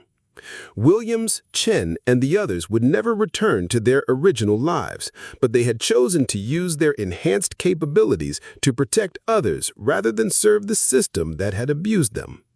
And in the files that would eventually be declassified, Sarah Martinez would be remembered not as a victim who stumbled into a conspiracy, but as the woman whose determination to understand her circumstances had provided the final piece of evidence needed to bring down a project that threatened to redefine humanity itself. The submarine parts hidden beneath her basement had been worth far more than $200 million. They had been worth the preservation of human choice, dignity, and the fundamental right to remain human in a world that increasingly valued capability over humanity. As federal vehicles filled the gravel driveway of 847 Anchor Street, Sarah smiled at the thought of what Jennifer Caldwin and Margaret Foster would think when they learned that the rundown house that had been mocked had been the center of the most important military investigation of their generation. Sometimes the most significant battles were fought by people others had dismissed as unworthy of attention. And sometimes being underestimated was the greatest advantage of all. The morning sun streamed through the windows of the small coffee shop in Virginia Beach, casting warm light across the table where Sarah Martinez reviewed the final pages of her manuscript. The laptop screen displayed a document titled Beneath the Surface, a Navy wife's journey into America's most classified military program. And after 18 months of writing, testimony, and legal proceedings, she was finally ready to tell the complete story. "Another revision?" David asked, settling into the chair across from her with 2 steaming cups of coffee. His voice carried the gentle humor that had helped them both heal from the trauma of their experience. The months of therapy, the sleepless nights, and the constant media attention had tested their marriage in ways their separation during deployments never had. "The final one, I hope," Sarah replied, accepting the coffee gratefully. "The publisher wants to make sure all the legal issues are resolved before we go to print." The legal issues had been substantial. The trials of Commander Hayes and her associates had dominated military news for over a year, while congressional hearings had led to sweeping reforms in oversight of classified military research. Sarah's testimony had been crucial in both proceedings, transforming her from an unknown Navy wife into one of the most recognizable whistleblowers in recent American history. But it was the ongoing support for the integrated personnel that had become Sarah's true mission. Through the window, she could see the Virginia Beach Rehabilitation Center, the specialized facility that had been established to help the transformed individuals adapt to their new circumstances. Dr. Elizabeth Hensley, whose transformation had been halted but not reversed, now served as the center's chief medical officer, using her unique perspective as both researcher and subject to develop treatment protocols that honored the dignity of the integrated personnel. "Any word from Williams today?" David asked, following her gaze toward the center. "He's making progress with the new communication devices, the technology that allows him to interface with both human and underwater environments is becoming more sophisticated every month." Petty Officer Williams had become something unprecedented in military history. An augmented soldier who served as a liaison between the traditional Navy and the new underwater capabilities that were being developed through ethical underwater research protocols. His testimony during the congressional hearings had been particularly powerful, describing how the psychological modifications that were supposed to ensure compliance had instead enhanced his ability to recognize the moral violations being perpetrated by Project Deep Current. The ethical underwater research program that had emerged from the ashes of Project Deep Current was everything the original project should have been: voluntary participation, informed consent, Reversible modifications and oversight by independent medical boards had created a program that pushed the boundaries of human capability while respecting human dignity. Lieutenant Commander Chen called yesterday. The deep-sea mining operation in the Pacific is ahead of schedule. The integrated personnel are identifying resource deposits that conventional surveys missed entirely. She pressed herself against the archive wall, listening as the footsteps drew closer. The voices were clearer now, and she could make out additional details that chilled her to the bone. The husband's submarine is scheduled to return to port next week. That gives us a narrow window to complete the integration process. What if she refuses to cooperate? She won't. The psychological profile shows classic indicators for project compatibility: high stress tolerance, adaptability to unusual circumstances, strong loyalty bonds, and most importantly, financial desperation. The housing assignment wasn't random, Captain. We selected her specifically. Sarah bit back a gasp. Everything, the house assignment, the low rent, even David's deployment had been orchestrated to bring her to this moment. And if the integration fails? Then we proceed with contingency protocols. But Dr. Hensley's research suggests that females with her psychological profile have a higher success rate than military personnel. The emotional stability factors seem to improve adaptation outcomes. Dr. Hensley, the chief administrator from Norfolk General, whose office Sarah cleaned every morning. Another piece of the puzzle snapped into place. The footsteps had reached the archive entrance. Sarah held her breath, pressing deeper into the shadows between storage units, praying the LED lighting wouldn't betray her position. Motion sensors show the activity originated here, but current scans indicate the area is clear. She's learning to avoid detection. Good. That's another positive indicator. The woman's voice carried a note of approval that made Sarah's skin crawl. Continue monitoring, but maintain distance. We want her to discover the full scope of the project before we make contact. What about the timeline? Command is pushing for accelerated deployment to Deep Station. Deep Station can wait. This phase is too important to rush. Besides, we need her husband's cooperation as well, and that requires a more delicate approach. David. Whatever this project was, they planned to involve David too.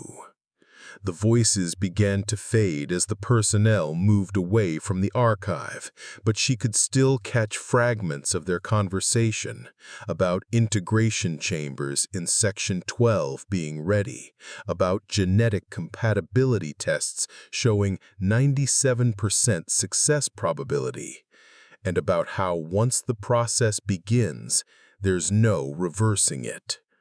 Sarah waited in the shadows for what felt like hours, but was probably only minutes, until the footsteps had completely disappeared and the facility returned to its normal mechanical humming. Then she crept from the archive, her mind spinning with everything she'd learned. She needed evidence. She needed proof of what was happening here. Something concrete she could take to authorities who might actually listen to her. But more immediately, she needed to understand the full scope of what she'd discovered. Moving more carefully now, aware that she was being monitored, Sarah explored other sections of the facility. Section 5 contained what appeared to be medical laboratories, with examination tables that looked more like operating theaters and equipment that belonged in science fiction rather than reality. Section 8 housed tanks filled with liquid that glowed with the same bluish light as the LED strips, each tank large enough to hold a human being. But it was Section 12 that made her understand the true horror of Project Deep Current. The integration chambers were exactly what their name implied: sophisticated medical devices designed to transform human beings into something else. Each chamber resembled a high-tech cocoon, filled with the same glowing liquid she'd seen in the tanks, surrounded by monitoring equipment that tracked everything from brain waves to cellular structure. Most of the chambers were empty, but 3 showed signs of recent use. Fresh medical supplies sat on nearby carts. Monitoring screens displayed data streams that suggested the chambers had been active within the past few days. A familiar figure caught Sarah's attention through the coffee shop window. Marcus, the security guard from Norfolk General Hospital, who had warned her about the strange stories surrounding her house. He waved as he passed, and Sarah waved back, remembering how his casual comment had been one of the first hints that something unusual was happening on Anchor Street. "He still works the night shift," David observed. "I'm surprised he hasn't retired after all the media attention about his warnings to you." "He says someone needs to keep watching for the next story that doesn't quite add up," Sarah replied. "The Congressional Oversight Committee hired him as a consultant on recognizing unusual patterns in military healthcare." The ripple effects of their experience had extended far beyond the immediate shutdown of Project Deep Current. New oversight protocols for classified research, expanded protections for military personnel in experimental programs, and enhanced support systems for families affected by unusual military assignments had all emerged from the investigations that followed their testimony. But perhaps most importantly, the story had sparked a national conversation about the balance between national security needs and individual rights. The ethical underwater program that replaced Project Deep Current was held up as an example of how military research could push boundaries while respecting human dignity. Sarah's laptop chimed with an email notification. The message was from Admiral Patricia Morrison, the Inspector General who had led the federal investigation into Project Deep Current. The subject line read, "Annual Report, Ethical Underwater Research Program." "Good news?" asked David, reading her expression as she scanned the email. "Very good news," Sarah replied. "The ethical program has achieved all the technological goals that Project Deep Current was pursuing, but with 0 casualties and 100% voluntary participation. The integrated personnel are not only healthy, but are reporting high satisfaction with their enhanced capabilities." The annual report included testimonials from program participants that were strikingly different from the desperate pleas for help Sarah had witnessed in the original facility. Williams wrote about the profound sense of purpose he felt in exploring oceanic environments that no human had ever seen. Chen described the intellectual satisfaction of using his enhanced cognitive abilities to solve complex engineering problems.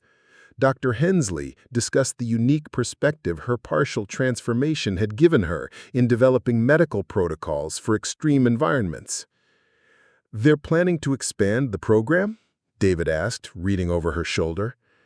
"Carefully and gradually," Sarah confirmed. "They want to maintain the ethical standards while slowly increasing the number of participants. The waiting list for volunteers is apparently quite long." That was perhaps the most remarkable transformation of all. What had begun as a horrific program of forced human experimentation had evolved into a sought-after opportunity for individuals looking to contribute to humanity's expansion into new environments. "Are you ever tempted," David asked quietly, "to join the program yourself?"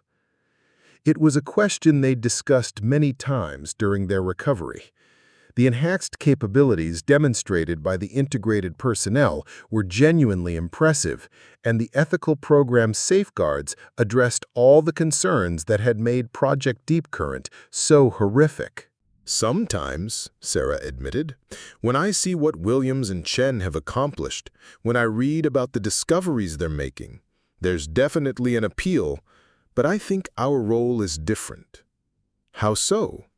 We're the reminder that enhancement should be a choice, not a necessity. The program needs people like us who chose to remain baseline human to ensure that normal humanity remains valued and protected. David nodded thoughtfully. It was a conversation they'd had with other Project Deep Current survivors, many of whom had faced similar decisions about whether to join the ethical program or remain unmodified. The diversity of choices had become one of the program's strengths, creating a community that included both enhanced and baseline individuals working together toward common goals. Sarah's phone rang, displaying a number she recognized as belonging to Dr. Williams. The former petty officer had maintained regular contact with the survivors, partly for practical coordination, but increasingly for what had become genuine friendship. "Sarah, I hope I'm not interrupting." Williams's voice carried the subtle acoustic modifications that resulted from his transformation, but his communication had improved dramatically as researchers developed better interface technologies. "Not at all, Williams. What's going on?" "I wanted to give you a heads up about something you'll probably hear about on the news later today. We've made a discovery in the Pacific that's significant." "What kind of discovery?" "Remember how Project Deep Current claimed they were responding to foreign underwater developments? Turns out they weren't entirely wrong about the threat, just wrong about how to address it." Sarah felt a familiar chill of apprehension. "What did you find?" "A Chinese underwater facility that's been operating for approximately 5 years. But Sarah, they're using technology that looks remarkably similar to the original Project Deep Current equipment.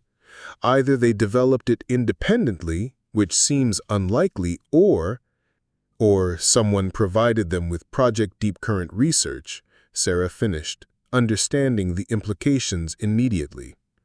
"The technology transfer appears to have happened before we shut down the domestic program, which means there are people who were involved with Project Deep Current who escaped prosecution and sold research to foreign powers." The revelation was both disturbing and oddly vindicating. Project Deep Current's leadership had claimed their program was necessary to counter foreign threats, but it appeared they had actually created those threats by allowing their research to be compromised or sold. What's being done about it? The ethical program has been tasked with investigating and, if necessary, countering the foreign facility. It's exactly the kind of mission we were designed for, but now we're doing it with proper oversight and voluntary participation. Are you going to be involved in the mission? I volunteered, yes, along with Chen and about a dozen others. But Sarah, this is what ethical underwater capability looks like. We're choosing to use our abilities to protect American interests and investigate potential threats, rather than being forced into service through deception and abuse. After ending the call, Sarah sat quietly for several minutes, processing the implications of Williams's news. The discovery that Project Deep Current's research had been compromised added a new dimension to the scandal, but it also validated the decision to continue developing underwater capabilities through ethical means. "More complications?" David asked gently. "More vindication, actually," Sarah replied.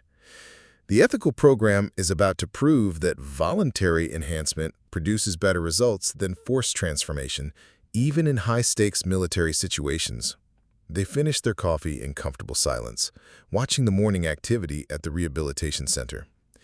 Sarah had come to see the facility as a symbol of humanity's ability to learn from its mistakes and create better alternatives to harmful practices. As they walked toward their car for the drive to the museum meeting, Sarah reflected on how profoundly her life had changed since that first night she'd descended into the basement of 847 Anchor Street. The woman who had been mocked for accepting rundown base housing had become a nationally recognized advocate for military research ethics. The financial desperation that had made her vulnerable to Project Deep Current's recruitment had been replaced by speaking fees and book advances that provided genuine security. But more importantly, the experience had connected her to a community of individuals who shared a unique understanding of institutional abuse and resistance. The other Project Deep Current survivors, the integrated personnel who had chosen to fight back, and the researchers working to develop ethical enhancement programs had become an extended family bound together by shared trauma and shared purpose. "Do you ever regret it?" David asked as they drove through the familiar streets of Norfolk. Taking the house, discovering the facility, going through everything that followed? Sarah considered the question carefully. The trauma was real and lasting. The media attention was intrusive and sometimes hostile. The legal proceedings were exhausting and emotionally draining. But the alternative, allowing Project Deep Current to continue operating, continuing to transform unwilling victims, was unthinkable. "I regret that it was necessary," she finally replied. "I regret that Project Deep Current existed in the first place, that people like Williams and Chen had to suffer transformation against their will, but I don't regret our role in stopping it." The museum meeting went smoothly, with National Park Service representatives demonstrating remarkable sensitivity to the complex emotions surrounding the site. The exhibit design would focus on the ethical questions raised by Project Deep Current rather than sensationalizing the horror of what had occurred. Visitors would leave with a deeper understanding of the importance of oversight and informed consent in military research rather than simply being shocked by the abuse that had taken place. "We want people to understand that the real heroes of this story were ordinary individuals who refused to accept that extraordinary circumstances justified abandoning their principles," the lead curator explained. "Mrs. Martinez, your determination to understand your situation and the integrated personnel's decision to resist, despite their modifications, represent the best of human response to institutional pressure." As they toured the house that would soon become a museum, Sarah was struck by how normal it looked. The peeling paint had been restored, the broken shutters repaired, and the overgrown yard transformed into a memorial garden. Nothing about the surface appearance suggested the sophisticated facility that had existed beneath their feet. "The basement tours will be limited and require advanced scheduling. We want to preserve the equipment and documentation for researchers, but we also want to respect the experiences of survivors who may find the space triggering." Sarah appreciated the thoughtfulness. She had returned to the basement facility several times during the investigation and trials, but each visit had been emotionally difficult, despite her intellectual understanding of its historical importance. The afternoon was spent reviewing educational materials and finalizing details for the museum's opening ceremony. Sarah would give the keynote address, focusing on the importance of individual action in confronting institutional abuse.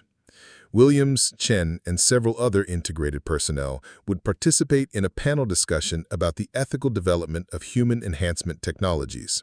As evening approached, Sarah and David returned to their apartment, a modest place in Virginia Beach that felt palatial compared to their previous cramped accommodations. The financial settlement from the government had been substantial, but more important was the sense of purpose that had emerged from their experience. "One more interview tomorrow," David noted, checking their shared calendar. "The documentary crew wants to film your final thoughts for the film."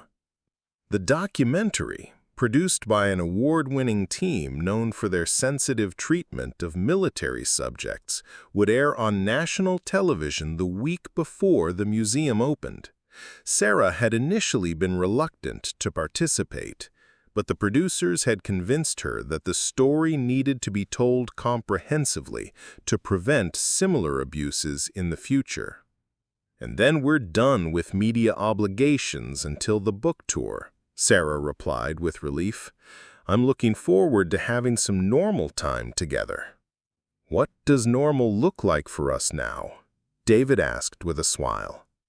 It was a good question.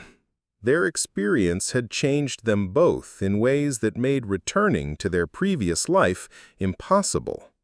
David had left active-duty Navy service and was now working as a consultant for the Ethical Underwater Program, using his submarine experience to help design better integration protocols for volunteer participants.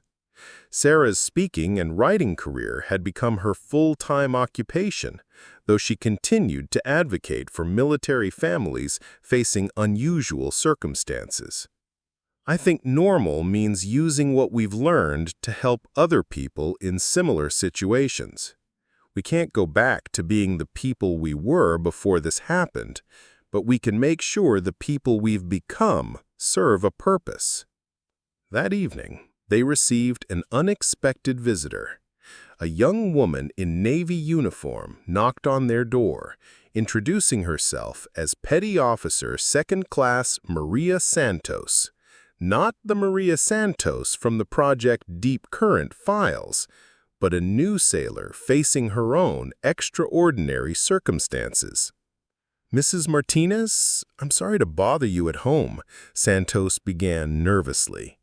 "But I've been assigned to a research program that, well, the briefings sound familiar to what you experienced.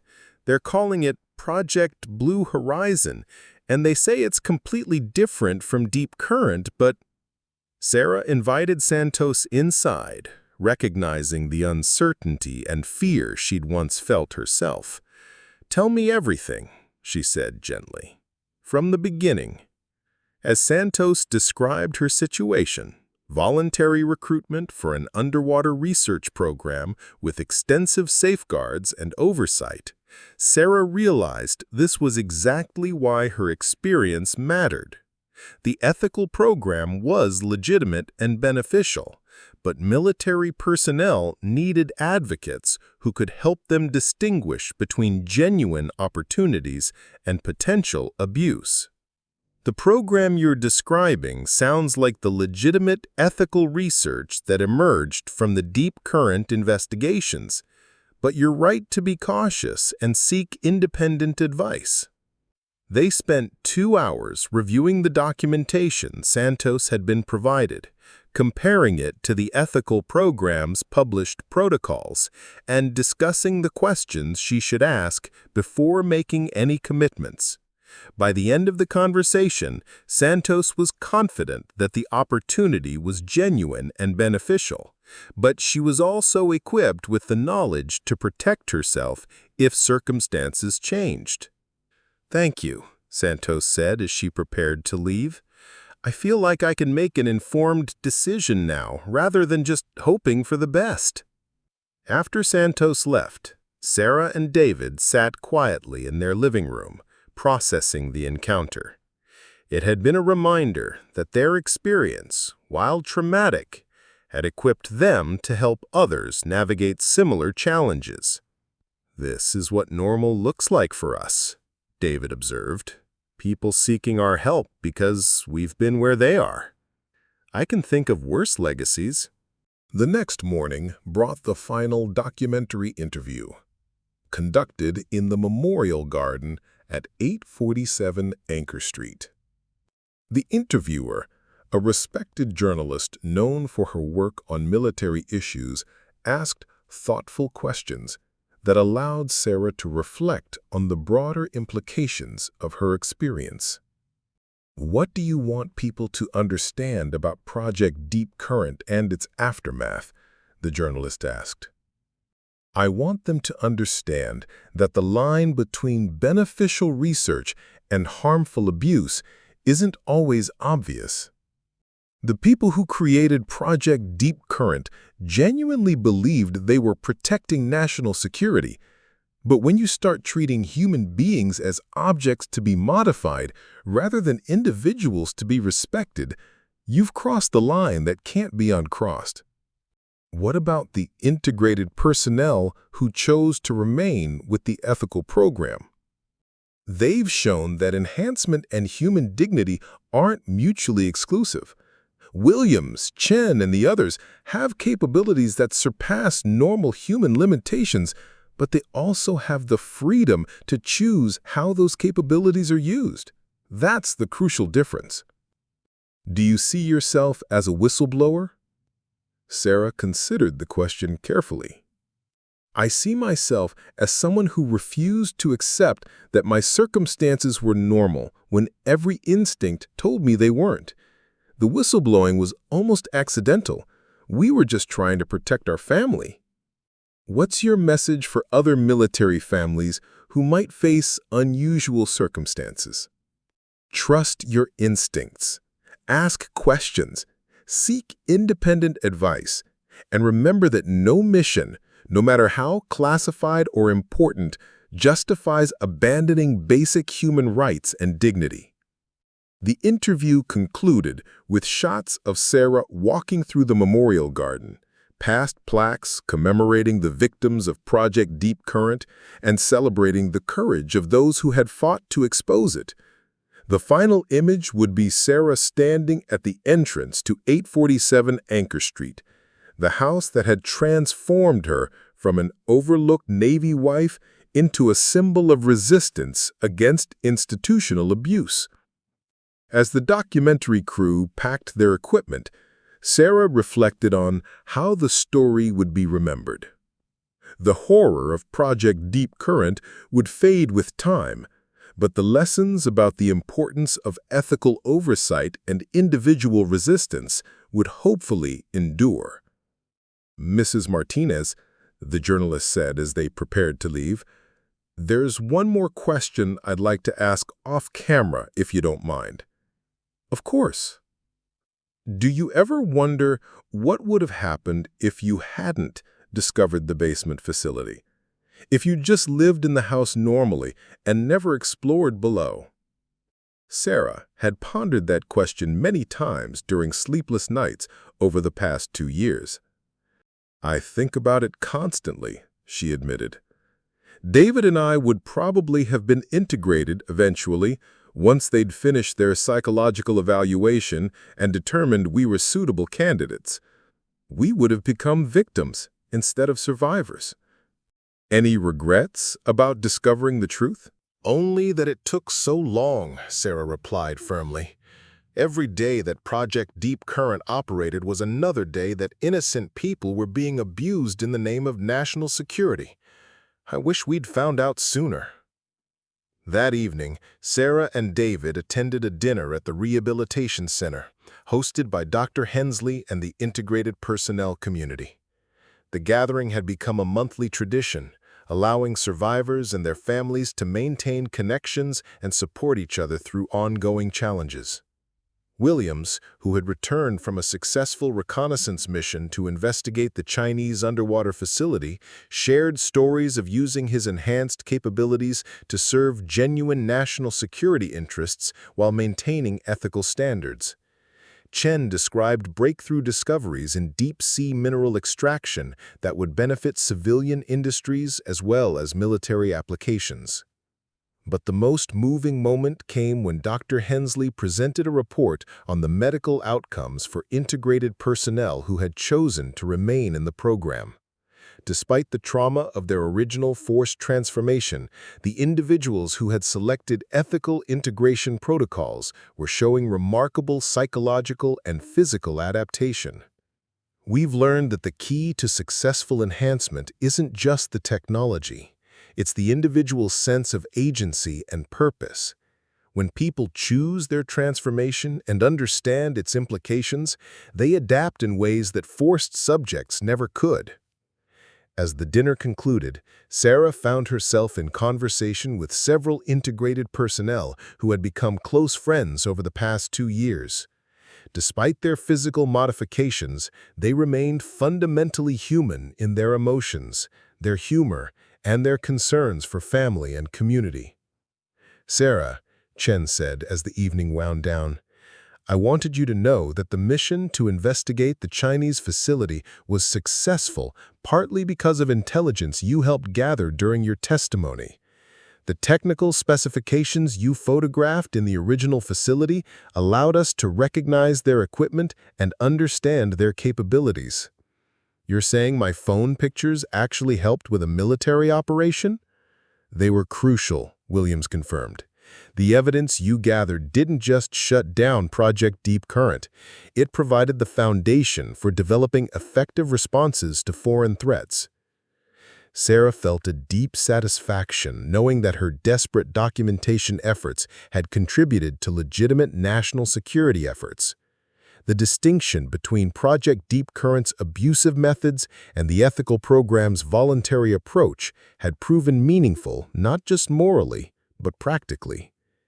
As they prepared to leave the center, Sarah paused at the memorial wall, where photographs of Project Deep Current victims were displayed alongside images of integrated personnel who had chosen to continue their service through ethical programs. The contrast was striking. The early victims showed the strain and confusion of forced transformation, while the ethical program participants displayed confidence and purpose. "Ready to go home, Jay?" asked David gently. "Almost," Sarah replied, studying one particular photograph. It showed Lieutenant Commander Chen shortly after his forced integration, his expression desperate and pleading. Next to it was a recent image of Chen leading a deep-sea exploration team, his modified features radiating competence and satisfaction. "What are you thinking about?" David asked. "About how the same technology that was used to abuse people has become a tool for human advancement when applied ethically. It makes me wonder what other military programs might benefit from the same kind of oversight and reform." "One battle at a time," David said with a smile, "though I suspect this won't be the last time we're asked to help expose institutional problems." As they drove home through the familiar streets of Norfolk, Sarah reflected on the journey that had brought them to this point. The run-down house on Anchor Street that had seemed like a symbol of their struggles had become the catalyst for changes that would protect countless future families from similar abuse. The woman who had been mocked for accepting substandard housing was now advising congressional committees on military research ethics. The financial desperation that had made her vulnerable to Project Deep Current's recruitment had been replaced by the resources to help other families facing similar challenges. But most importantly, the experience had connected her to a community of individuals who shared her commitment to ensuring that human advancement served human dignity rather than undermining it. "Do you think we made a difference?" David asked as they pulled into their apartment complex. Sarah looked back toward the lights of Norfolk Naval Base, where ethical underwater research continued under proper oversight, where voluntary participants chose enhancement while remaining fully human in their values and relationships. "I think we help prove that ordinary people can resist extraordinary pressure when they refuse to accept that their circumstances are normal," she replied. "Whether that's enough of the difference depends on whether others learn from what happened." As they settled into their apartment for the evening, Sarah opened her laptop one final time to review the manuscript that would soon become her published account of their experience. The final chapter ended with a simple observation. The basement beneath 847 Anchor Street contained more than $200 million worth of submarine parts and advanced military technology. But its most valuable discovery was the proof that human dignity, once defended with courage and persistence, could transform institutional abuse into ethical advancement. The Navy wife who was mocked for accepting substandard housing was now advising congressional committees on military research ethics. The financial desperation that had made her vulnerable to Project Deep Current's recruitment had been replaced by the resources to help other families facing similar challenges. But most importantly, the experience had connected her to a community of individuals who shared her commitment to ensuring that human advancement served human dignity rather than undermining it. The submarine parts hidden beneath a Navy wife's basement had indeed been worth $200 million, but the principles defended by that Navy wife had proven to be worth far more. They were worth the preservation of what it means to be human in an age of technological possibility. Sarah turned off the lights and settled into bed beside her husband, listening to the familiar sounds of a Navy town settling into sleep.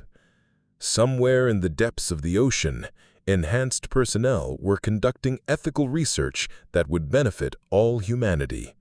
Somewhere in government offices, oversight committees were ensuring that future research would respect human dignity while advancing human capability. And somewhere, perhaps, another military family was facing extraordinary circumstances that would test their courage and determination. If so, they would not face those circumstances alone. The legacy of 847 Anchor Street would be there to guide them, proving that ordinary people, armed with nothing more than curiosity and courage, could change the world for the better.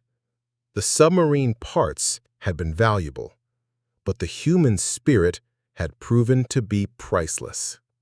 What an incredible journey Sarah and David went through.